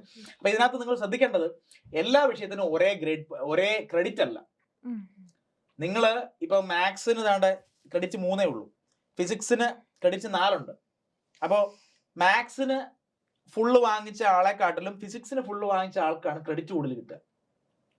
രണ്ടുപേരുടെ മാർക്സ് ഞാൻ പറയാം. ഇപ്പം ഒരാൾക്ക് മാത്സിന് ഫുള്ളും ഫിസിക്സിന് 85 ആണ്, വേറൊരാൾക്ക് ഫിസിക്സിന് ഫുള്ളും മാത്സിന് 85 ആണ്. ആർക്കായിരിക്കും ക്രെഡിറ്റ് കൂടുതൽ? ഫിസിക്സ് കെമിസ്ട്രിക്കാരനായിരിക്കും ക്രെഡിറ്റ് കൂടുതൽ. കാരണം കരിക്കുലത്തിൽ വന്നിരിക്കുന്ന ക്രെഡിറ്റ്സ് ഫിസിക്സ് കെമിസ്ട്രിക്ക് 4 ഉണ്ട്, മാത്സ് 3 ഉള്ളൂ. മനസ്സിലായി? അപ്പൊ ചിലതിന് ക്രെഡിറ്റ് 1 ഉള്ളൂ. For instance life skills, health and wellness എന്ന് പറയുന്ന സബ്ജക്റ്റിന് ക്രെഡിറ്റ് 1 ഉള്ളൂ. അതിന് നിങ്ങൾ ഫുള്ള് വാങ്ങിച്ചെങ്കിൽ നല്ല കാര്യം. പക്ഷെ അതിനേക്കാളും കൂടുതൽ നിങ്ങൾ പ്രയോറിറ്റൈസ് ചെയ്ത് പഠിക്കേണ്ടത് ക്രെഡിറ്റ് കൂടുതലുള്ള വിഷയങ്ങൾക്കാണെന്ന് ഇൻഡയറക്ട്ലി യൂണിവേഴ്സിറ്റി നിങ്ങൾക്ക് പറഞ്ഞു തരികയാണ്. മനസ്സിലായി? അപ്പൊ നിങ്ങളുടെ പർട്ടിക്കുലർ ഡിഗ്രിയിലെ ഏറ്റവും പ്രധാനപ്പെട്ട വിഷയങ്ങൾ അതാത് സെമസ്റ്ററിൽ ഏതാണെന്ന് ആദ്യമേ നോട്ട് ചെയ്യുക. ആ സബ്ജക്റ്റിന് കുറച്ച് കൂടുതൽ പ്രയോറിറ്റി കൊടുത്ത് പഠിക്കുക. അപ്പൊ നിങ്ങളുടെ ക്രെഡിറ്റ്സ് നന്നാവും. അൾട്ടിമേറ്റ്ലി മാർക്സ് മാത്രം കൂട്ടി നിങ്ങൾ കാൽക്കുലേറ്റ് ചെയ്ത് കഴിഞ്ഞാൽ പെർസെന്റേജ് കണ്ടുപിടിക്കാൻ എളുപ്പം അല്ലെ? പെർസെന്റേജ് കണ്ടുപിടിക്കുമ്പോൾ ചിലപ്പോൾ നിങ്ങൾക്ക് ഒരു 70% ആയിരിക്കും കിട്ടുന്നത്. പക്ഷെ നിങ്ങൾ ഇതുപോലെ പ്രയോറിറ്റൈസ് ചെയ്താൽ പഠിച്ചതെങ്കിലോ ചിലപ്പോൾ 70% എന്നുള്ളതിനെ CGPA ആക്കുമ്പോൾ ചിലപ്പോൾ 8.2 8.5 ഒക്കെ നിങ്ങൾക്ക് CGPA കിട്ടും. മനസ്സിലായോ? അപ്പൊ നിങ്ങൾ പ്രയോറിറ്റൈസ് ചെയ്യാതെ പഠിച്ചതെങ്കിലോ ഈ ലൈഫ് സ്കിൽസ് പോലത്തെ വിഷയങ്ങൾക്ക് കൂടുതൽ പ്രാധാന്യം കൊടുത്ത് നിങ്ങൾ പഠിച്ചു, കോർ സബ്ജക്ട്സിന് പ്രാധാന്യം കുറഞ്ഞു പോയി, നേരെ തിരിയും. അപ്പൊ നിങ്ങളുടെ പെർസെന്റേജ് ചിലപ്പോൾ 80 കാണും, മാർക്സ് കൂടുതലായിരിക്കും എല്ലാം കൂടെ കൂട്ടി വരുമ്പോൾ. പക്ഷേ CGPAയിലേക്ക് വരുമ്പോൾ അത് ചിലപ്പോൾ 7 ആയി കുറഞ്ഞേക്കാം. അപ്പോൾ പ്രയോറിറ്റൈസ് ചെയ്യണം എന്നൊരു മീനിങ് ആണ് അതിനകത്ത്. അപ്പൊ ഇങ്ങനെയാണ് CGPA കാൽക്കുലേറ്റ് ചെയ്യുന്നത്. CGPA നിങ്ങൾക്ക് അത്യാവശ്യം നല്ലൊരു CGPA മെയിൻറ്റെയിൻ ചെയ്യുന്നത് വളരെ നല്ലതാണ്. കാരണം പ്ലേസ്മെന്റ്സിന് ചിലപ്പോൾ ചില നല്ല കമ്പനികൾ വന്നിട്ട് അവർക്ക് ഇപ്പൊ നിങ്ങളുടെ ബാച്ച് സ്ട്രെങ്ത് 120 പിള്ളേരാ. അപ്പൊ അവർക്ക് ഒരു 2 പേരെ എടുക്കാനേ താല്പര്യമുള്ളൂ. 120 പേരുടെ ഇന്റർവ്യൂ നടത്തി സമയം കളയേണ്ട കാര്യമില്ലല്ലോ. അപ്പൊ ആദ്യം അവരൊരു പുറത്ത് പ്ലേസ്മെന്റ് ഓഫീസിന്റെ പുറത്ത് ഒരു ബോർഡ് ഇടും. അതായത് ഞങ്ങൾക്ക് 8 CGPAക്ക് മേലുള്ളവർ മതി എന്ന് പറയും. അപ്പോ ചിലപ്പോൾ ഈ 120-നകത്ത് ചിലപ്പോൾ ഒരു 40 പേർക്കോ അല്ലെങ്കിൽ ഒരു 20 പേർക്കോ മാത്രമായിരിക്കും 8 CGPA. അപ്പൊ ആ 20 പേരെ മാത്രം ഇന്റർവ്യൂ നടത്തിയാൽ മതി. അതിലെ മികച്ച 2 പേരെ അവർ ജോലിക്ക് എടുത്തുകൊണ്ട് പോകും. അപ്പൊ ഇങ്ങനെ ഒരു സ്ക്രീനിങ് പ്രോസസ് ആയിട്ട് ഈ CGPA ഒരു ടൂളായിട്ട് യൂസ് ചെയ്യാറുണ്ട്. അതുകൊണ്ട് CGPA നന്നായിട്ട് മെയിൻറ്റെയിൻ ചെയ്യണം. ഓക്കെ, അതാണ് CGPA പറ്റി പറയാനുള്ളത്. അപ്പോൾ ഇന്റേണൽസ് എന്താണെന്ന് മനസ്സിലായി, എൻ സെമസ്റ്റർ എക്സാം എന്താണെന്ന് മനസ്സിലായി, അതിൽ നിന്ന് CGPA എങ്ങനെ കാൽക്കുലേറ്റ് ചെയ്യുന്നത് മനസ്സിലായി. അപ്പോൾ നിങ്ങളുടെ പ്രൊഫൈല് നല്ലതാക്കി ബിൽഡ് ചെയ്യാനായിട്ട്, അല്ലെങ്കിൽ നിങ്ങൾക്ക് നാളെ ഒരു റെസ്യൂമേയിലൊക്കെ ഒരു നല്ല അട്രാക്റ്റീവ് ആയിട്ട് ഇത് അവതരിപ്പിക്കാനായിട്ട് നല്ല CGPA ഉള്ളത് എപ്പോഴും നല്ലതാണ്. നിങ്ങൾ ബിടെക്കിന് 8.5 അല്ലെ 9 CGPA ഒക്കെ വാങ്ങിച്ച ആളെന്ന് പറഞ്ഞു കഴിഞ്ഞാൽ 9ന് മേളിൽ CGPA വാങ്ങിച്ച ആളാണെങ്കിൽ എല്ലായ്പ്പോഴും നിങ്ങൾക്ക് എല്ലായിടത്തും ഒരു ടോപ്പ് പ്രയോറിറ്റി കിട്ടും. അപ്പോൾ അത് CGPAയുടെ ഇമ്പോർട്ടൻസ് അതാണ്. മറ്റു ചോദ്യങ്ങൾ എന്താ ഉള്ളത്? പിന്നെ ഇപ്പം ഞാൻ ഇലക്ട്രിക്കലാണ് ഇപ്പം എനിക്ക് കിട്ടിയിരിക്കുന്നത്. ഓക്കെ, അപ്പം എനിക്ക് ഈ കമ്പ്യൂട്ടർ സയൻസ് റിലേറ്റഡ് ആയിട്ടുള്ള സബ്ജക്ട്സിന് ഇൻട്രസ്റ്റ് ഉണ്ട്, പ്രോഗ്രാമിംഗ് ഒക്കെ. എന്നാ പിന്നെ കമ്പ്യൂട്ടർ സയൻസ് എടുക്കാൻ പറ്റില്ലായിരുന്നു? കിട്ടിയില്ല, ഇലക്ട്രിക്കലാണ് കിട്ടിയത്. ഇലക്ട്രിക്കലാണ് കിട്ടിയത്. അപ്പോൾ അത് റിലേറ്റഡ് ആയിട്ടുള്ള സബ്ജക്ട്സിന് പഠിക്കാനായിട്ട് ഇപ്പൊ ഇത് പഠിക്കണതിന്റെ കൂടെ തന്നെ പഠിക്കുക, അല്ലെങ്കിൽ വേറെ ടച്ച് വിട്ടു പോവാതിരിക്കാനായിട്ട്. അപ്പം അതായത് നാളെ കമ്പ്യൂട്ടർ സയൻസിന്റെ ഫീൽഡിലുള്ള ജോലികൾ നോക്കണമെന്ന് താല്പര്യമുണ്ട് അല്ലെ? ഇലക്ട്രിക്കലാണ് പഠിക്കുന്നതെങ്കിലും ഇലക്ട്രിക്കൽ ഇനി നാളെ ജോലി കിട്ടിയില്ലെങ്കിൽ എനിക്ക് കമ്പ്യൂട്ടർ സയൻസിലുള്ള ജോലികൾ വേണം, അതല്ലേ ചോദ്യം ഇൻഡയറക്ട്ലി അല്ലേ? ഇത് ഞാൻ സ്ഥിരമായിട്ട് നേരിടുന്ന ഒരു ക്വസ്റ്റ്യൻ ആണ്. അപ്പോൾ ഇതിന് വേണ്ടിയിട്ടാണ് KT ഒരു മനോഹരമായ ഒരു കോൺസെപ്റ്റ് ഇൻട്രൊഡ്യൂസ് ചെയ്തിരിക്കുന്നത്, മൈനേഴ്സ് ആൻഡ് ഓണേഴ്സ്. ഓക്കെ, അപ്പൊ അതിനകത്ത് ഈ കേസിൽ സ്പെസിഫിക്കലി ആപ്ലിക്കബിൾ ആവുന്നത് മൈനേഴ്സ് ആണ്. എന്താന്ന് വെച്ചാൽ നിങ്ങൾക്ക് ഇലക്ട്രിക്കൽ പഠിക്കുന്നതിന്റെ കൂടെ S3 എത്തുമ്പോൾ നിങ്ങൾക്ക് മൈനേഴ്സിന് രജിസ്റ്റർ ചെയ്യാം, മൈനേഴ്സിന് കമ്പ്യൂട്ടർ സയൻസിന് രജിസ്റ്റർ ചെയ്യാം. അപ്പൊ നിങ്ങളുടെ KTന്റെ ഒരു PDF ഉണ്ട്, ഒരു ഓർഡർ ഉണ്ട്. അതിനകത്ത് നിങ്ങൾ നോക്കിക്കഴിഞ്ഞാൽ ഇലക്ട്രിക്കൽ പഠിക്കുന്ന ആൾക്ക് ഏതൊക്കെ സ്ട്രീമിൽ പോയി മൈനേഴ്സ് എടുക്കാവുന്ന ഒരു ഓപ്ഷൻ കൊടുത്തിട്ടുണ്ട്. അതിൽ ഇഷ്ടമുള്ളത് എടുക്കാം. അപ്പൊ അതിൽ കമ്പ്യൂട്ടർ സയൻസ് ഡെഫിനറ്റ്ലി ഉണ്ട്. അപ്പൊ കമ്പ്യൂട്ടർ സയൻസ് എടുക്കുമ്പോൾ എഗെയിൻ കമ്പ്യൂട്ടർ സയൻസ് ഡിപ്പാർട്ട്മെന്റിൽ ചെല്ലുമ്പോൾ അവിടെയും വീണ്ടും 3 ബക്കറ്റ്സ് ഉണ്ടാവും. മനസ്സിലായി? നിങ്ങൾക്ക് of all the list of എന്താണ് അവൈലബിൾ സബ്ജക്ട് സ്ട്രീംസ്, അപ്പൊ അതിനകത്ത് ചിലപ്പോൾ ഇലക്ട്രോണിക്സ് കാണും, മെക്കാനിക്കൽ കാണും. ഇലക്ട്രിക്കൽ എന്ന് പറയുമ്പോൾ ഇലക്ട്രിക്കലായിട്ട് ബന്ധപ്പെട്ട പല ഫീൽഡുകൾ അതിനകത്ത് വരാം, ഇന്റർ ഡിസിപ്ലിനറി ഒരുപാട് ഫീൽഡ്സ് വരാം. അപ്പൊ electronics, mechanical, civil, computer science പല സ്ട്രീംസ് ഉണ്ട്. അതിൽ കമ്പ്യൂട്ടർ സയൻസ് എടുത്തെങ്കിൽ ഫർദർ കമ്പ്യൂട്ടർ സയൻസിനകത്ത് നിങ്ങൾക്ക് 3 ബക്കറ്റ്സ് ഉണ്ടാവും. ആ 3 ബക്കറ്റിൽ ഏതെങ്കിലും ഒരു ബക്കറ്റ് ചൂസ് ചെയ്യാം. അങ്ങനെ ചൂസ് ചെയ്ത് കഴിയുമ്പോൾ S3 മുതൽ നിങ്ങൾ ഓരോ സബ്ജക്ട്സ് പഠിച്ചു തുടങ്ങും. S3, S4, S5, S6 കോളേജിൽ തന്നെ അതിനുള്ള പ്രൊവിഷൻസ് ഉണ്ടാവും. നിങ്ങൾ സെലക്ട് ചെയ്യുന്ന ഈ പറയുന്ന ഒരു സ്ട്രീം ഉണ്ടല്ലോ, ഇപ്പൊ കമ്പ്യൂട്ടർ സയൻസ് എന്നൊരു ഡിപ്പാർട്ട്മെന്റ് ആ കോളേജിൽ ഉണ്ടാവണം, എങ്കിലേ അത് പ്രൊവൈഡ് ചെയ്യാൻ പറ്റുള്ളൂ. അപ്പൊ നിങ്ങൾ അതിൽ ഒരു 4 സബ്ജക്ട്, അതിൽ 2 കോളേജ് നിർബന്ധമായിട്ടും നിങ്ങൾക്ക് ഓഫ്ലൈൻ ആയിട്ട് പ്രൊവൈഡ് ചെയ്യും. ബാക്കി 2 ഒന്നെങ്കിൽ ഓഫ്ലൈൻ അല്ലെങ്കിൽ ഓൺലൈൻ ആയിട്ട് നിങ്ങൾക്ക് NPTEL സ്വയം വഴി MOOC കോഴ്സ് ആയിട്ട്, MOOC എന്ന് പറഞ്ഞാൽ massive open learning online learning platform ആണ്. അപ്പൊ അവിടുന്ന് നിങ്ങൾക്ക് പഠിക്കാം. അപ്പൊ 4 സബ്ജക്ട് പഠിക്കണം, ഒരു മിനി പ്രോജക്ട് ചെയ്യണം, S7 S8 ചെയ്യാം. ഇത്രയും ചെയ്യുമ്പോൾ ഈ 4 സബ്ജക്റ്റും ഒരു മിനി പ്രോജക്റ്റ്, ഒരെണ്ണത്തിന് 4 ക്രെഡിറ്റ് വീതമാണ്. അപ്പൊ എല്ലാം കൂടെ ആടിയുമ്പോൾ എത്രയായി? 5 into 4 20 ക്രെഡിറ്റ്സ് ആയി. അപ്പൊ നിങ്ങളുടെ സാധാരണ നിങ്ങളുടെ മാൻഡേറ്ററി ആയിട്ട് നിങ്ങൾക്ക് മേജർ കോഴ്സ് ചെയ്യുന്നതിന് നിങ്ങൾക്ക് 170 ക്രെഡിറ്റ്സ് നിങ്ങൾക്ക് വേണം കോഴ്സ് പാസ്സാവാൻ. ആ 170യുടെ കൂടെ അഡീഷണലി ആണ് നിങ്ങൾ ഈ S3 മുതൽ മൈനേഴ്സിന് വേണ്ടി പഠിക്കുന്നത്. അപ്പൊ ഇലക്ട്രിക്കൽ പഠിച്ചുകൊണ്ടിരിക്കുമ്പോൾ കമ്പ്യൂട്ടർ സയൻസിനോട് താല്പര്യം ഉണ്ടെങ്കിൽ കമ്പ്യൂട്ടർ സയൻസിൽ മൈനർ എടുക്കുക.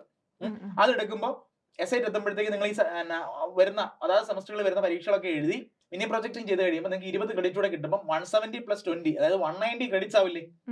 ആ 190 ക്രെഡിറ്റ്സ് എത്തിയതിനു ശേഷം നിങ്ങൾക്ക് നിങ്ങളുടെ പഠിച്ചിറങ്ങി കഴിയുമ്പോൾ ഡിഗ്രി സർട്ടിഫിക്കറ്റ് കിട്ടുമ്പോൾ അതിനകത്ത് എഴുതിയിരിക്കുക യു ആർ കൺഫേർഡ് വിത്ത് ഇത് degree in electrical engineering with miners in computer science എന്ന് ഡിഗ്രി സർട്ടിഫിക്കറ്റിൽ ഉണ്ടാവും. ഓക്കെ, അതൊരു വലിയ ക്രെഡിറ്റ് ആണ്, വലിയൊരു അഡ്വാൻറ്റേജ് ആണ്. കാരണം നാളെ നിങ്ങൾ എവിടെ ഒരു ഇന്റർവ്യൂവിന് പോകുമ്പോഴും ഒരു ഗവൺമെന്റ് ഓർഗനൈസേഷൻ ആയിട്ട് എവിടെ ചെല്ലുമ്പോഴും നമ്മൾ നമ്മുടെ ബിടെക് മേജർ ഡിഗ്രിയുടെ കൂടെ നമ്മൾ അഡീഷണൽ ഒരു എഫേർട്ട് ഇട്ടിട്ട് ഇതാ ഇങ്ങനെയും കൂടെ പഠിച്ചിരിക്കുന്നു. അപ്പൊ ആ ഫീൽഡിനോടുള്ള താല്പര്യം കൂടിയും അല്ലെങ്കിൽ ഇതെല്ലാം കൂടെ ഒരു പ്രോപ്പർ നല്ല ടൈം മാനേജ്മെന്റ് വഴി നമ്മൾ ഇത് രണ്ടിനും പ്രാധാന്യം കൊടുത്ത് പഠിച്ചല്ലോ എന്നുള്ളത് നിങ്ങൾക്ക് എവിടെ ചെന്നാലും നിങ്ങൾക്ക് തലയുയർത്തി പിടിക്കാവുന്ന അല്ലെങ്കിൽ നിങ്ങളെ ഒരു നല്ല കാൻഡിഡേറ്റ് ആയിട്ട് കൺസിഡർ ചെയ്യാൻ പറ്റുന്ന ഒരു കാര്യമാണ്. അപ്പൊ ഇതിനകത്ത് ശ്രദ്ധിക്കേണ്ട കാര്യം, ഈ മൈനേഴ്സ് നിങ്ങൾക്ക് കിട്ടണമെങ്കിൽ മൈനേഴ്സിന്റെ എക്സാംസ് ഞാൻ പറഞ്ഞല്ലോ മൊത്തം 5 സബ്ജക്ട്സ് ആണ്, 1 മിനി പ്രോജക്റ്റ് ആണ്, ബാക്കി 4 സബ്ജക്ട്സ് ഉണ്ടല്ലോ. ഈ സബ്ജക്ട്സ് ഒക്കെ ഫസ്റ്റ് ചാൻസിൽ തന്നെ എഴുതി പാസ്സാവണം. അങ്ങനെ ഒരു കാര്യമുണ്ട്. കാരണം ഇതിൽ ഒരെണ്ണം ബാക്ക് പേപ്പർ ആയി കഴിഞ്ഞാൽ സപ്ലിമെന്ററി ഇല്ല. ബാക്കി നിങ്ങൾ മേജർ ഡിഗ്രി ചെയ്യുന്ന കോഴ്സിന് ഒരു വിഷയം സപ്ലിമെന്ററി ആയാലും നിങ്ങൾക്ക് പിന്നീട് എഴുതാൻ അവസരമുണ്ട്. പക്ഷെ മൈനേഴ്സിന് അതില്ല. അപ്പം മൈനേഴ്സ് എടുക്കുന്നെങ്കിൽ S3 മുതൽ നിങ്ങൾ എക്സ്ട്രാ സീരിയസ് ആയിരിക്കണം അക്കാഡമിക്സിൽ. നിങ്ങളുടെ മേജർ ഡിഗ്രിയോടൊപ്പം തന്നെ ഇതൂടെ പഠിക്കണം. അപ്പൊ നമ്മൾ എക്സ്ട്രാ നമുക്ക് അതിനോടൊരു ഇഷ്ടം ഉണ്ടെന്നല്ലേ പറഞ്ഞത്. അപ്പൊ അങ്ങനെ ഒരു ഇഷ്ടം ഉണ്ടെങ്കിൽ നമ്മളൊരു എക്സ്ട്രാ എഫർട്ട് അതിനകത്ത് ഇടാനായിട്ട് നമുക്കൊരു ബുദ്ധിമുട്ടുണ്ടാവില്ല. അപ്പൊ അല്ലാതെ നിങ്ങൾ താല്പര്യം ഇല്ലാത്ത ഒരു സ്ട്രീമിലോട്ട് പോയിട്ട് എടുക്കുമ്പോഴായിരിക്കും നമുക്ക് പഠിക്കാനും താല്പര്യം ഉണ്ടാവത്തില്ല, നമുക്ക് കംപ്ലീറ്റ് ചെയ്യാൻ പറ്റാതെ വരും. പക്ഷെ നിങ്ങൾക്ക് താല്പര്യം ഉണ്ടെങ്കിൽ എക്സ്ട്രാ നിങ്ങൾക്ക് പഠിക്കുക, ഒപ്പം നിങ്ങൾക്ക് ഇങ്ങനെ സർട്ടിഫിക്കറ്റിൽ ഇങ്ങനെ എഴുതി നിങ്ങൾക്ക് കിട്ടും. വേറൊരു സംവിധാനമാണ് ഓണേഴ്സ്. അതായത് നിങ്ങൾ ഈ പറഞ്ഞ പോലെ മറ്റൊരു സ്ട്രീമിനോടല്ല താല്പര്യം, നിങ്ങൾ ഈ പഠിക്കുന്ന സ്ട്രീമിൽ തന്നെ നിങ്ങൾക്ക് കുറച്ചുകൂടെ റിസർച്ച് ചെയ്യാനോ അല്ലെങ്കിൽ ഏതെങ്കിലും ഒരു പർട്ടിക്കുലർ ഏരിയയോടുള്ള നിങ്ങളുടെ ഇഷ്ടം നിങ്ങൾക്ക് കാണിക്കണം. മനസ്സിലായി? ഇപ്പം നിങ്ങൾ പഠിക്കുന്നത് ഇപ്പൊ ഇലക്ട്രിക്കലാണ്, ഇലക്ട്രിക്കലിന്റെ ഒരു ഹയർ സ്റ്റഡി ആണ് പവർ ഇലക്ട്രോണിക്സ് എന്ന് പറയുന്ന ഏരിയ അല്ലേ. അപ്പൊ നിങ്ങൾക്ക് പവർ ഇലക്ട്രോണിക്സ് എന്നുള്ള ഏരിയയോട് നിങ്ങൾക്ക് ഉള്ള ഒരു അഗാധമായ താല്പര്യം നിങ്ങൾക്ക് ബിടെക്കിന് പഠിക്കുമ്പോൾ തന്നെ നിങ്ങൾക്ക് ആ പറയുന്ന ഏരിയയിൽ നിന്ന് ഹോണേഴ്സ് ആയിട്ട് ഇതുപോലെ തന്നെ 4 തിയറി പേപ്പറും 4 സബ്ജക്റ്റും പിന്നെ ഒരു മിനി പ്രോജക്റ്റും ചെയ്ത് നിങ്ങൾക്ക് അതേ ഡിഗ്രിക്ക് വിത്ത് ഓണേഴ്സ് എന്നൊരു സർട്ടിഫിക്കറ്റ് നേടാനുള്ള അവസരം കൂടിയുണ്ട്. അപ്പം കാണുന്ന സ്റ്റുഡൻസും മനസ്സിലാക്കുക, നിങ്ങൾക്ക് മറ്റൊരു സ്ട്രീമിലെ ഒരു സബ്ജക്ട് എടുത്ത് പഠിക്കണമെങ്കിൽ, മറ്റൊരു സ്ട്രീമിൽ മൈനസ് ഡിഗ്രി ചെയ്യണമെങ്കിൽ S3 രജിസ്റ്റർ ചെയ്യാൻ പറഞ്ഞതുപോലെ തന്നെ നിങ്ങൾ ജോയിൻ ചെയ്ത സ്ട്രീമിൽ തന്നെ ഒരു എക്സ്ട്രാ ഒരു എഡ്ജ് കിട്ടാനായിട്ട് നിങ്ങൾ അഡീഷണൽ സബ്ജക്ട്സ് കൂടെ പഠിച്ചിട്ട് 4 തിയറി പേപ്പർ ഒരു മിനി പ്രോജക്റ്റ് കൂടെ അഡീഷണലി പഠിച്ചിട്ട് അത് പാസ്സായി കഴിയുമ്പോൾ, ഫസ്റ്റ് ചാൻസിൽ പാസ്സായി കഴിയുമ്പോൾ നിങ്ങൾക്ക് ഫൈനലി വരുന്ന ഡിഗ്രിക്കകത്ത് നിങ്ങൾക്ക് ഡയറക്ട്ലി ഈ പറഞ്ഞ കൺഫേർഡ് വിത്ത് ഡിഗ്രി ഇന്ന സബ്ജക്ട് എന്നായിരിക്കത്തില്ല, ഡിഗ്രി എന്ന് കഴിഞ്ഞിട്ട് ബ്രാക്കറ്റിൽ ഓണേഴ്സ് കൂടി എഴുതിയിരിക്കും. അപ്പൊ നിങ്ങൾ ഒരു ഇന്റർവ്യൂവിന് പോകുമ്പോൾ അത് കാണുന്നത് എന്ത് മനസ്സിലാവും? നിങ്ങൾ എക്സ്ട്രാ എഫേർട്ട് ഇട്ട് അക്കാഡമിക്സിൽ കുറച്ചുകൂടെ ഒരു പെർഫോമൻസ് നിങ്ങൾ കാണിച്ചു, നിങ്ങളുടെ സബ്ജക്ട് നിങ്ങൾക്ക് അതുപോലെ താല്പര്യമുണ്ട്, ഈ പറയുന്ന സ്പെഷ്യലൈസേഷനിൽ നിങ്ങൾക്ക് എക്സ്ട്രാ താല്പര്യമുണ്ട്, പ്ലസ് നിങ്ങൾ ഫസ്റ്റ് ചാൻസിൽ ഇതൊക്കെ പാസ്സായി അല്ലെ. അപ്പൊ നിങ്ങൾ എത്ര സീരിയസ് ആണെന്നുള്ളത് അതിനകത്ത് വ്യക്തമാണ്.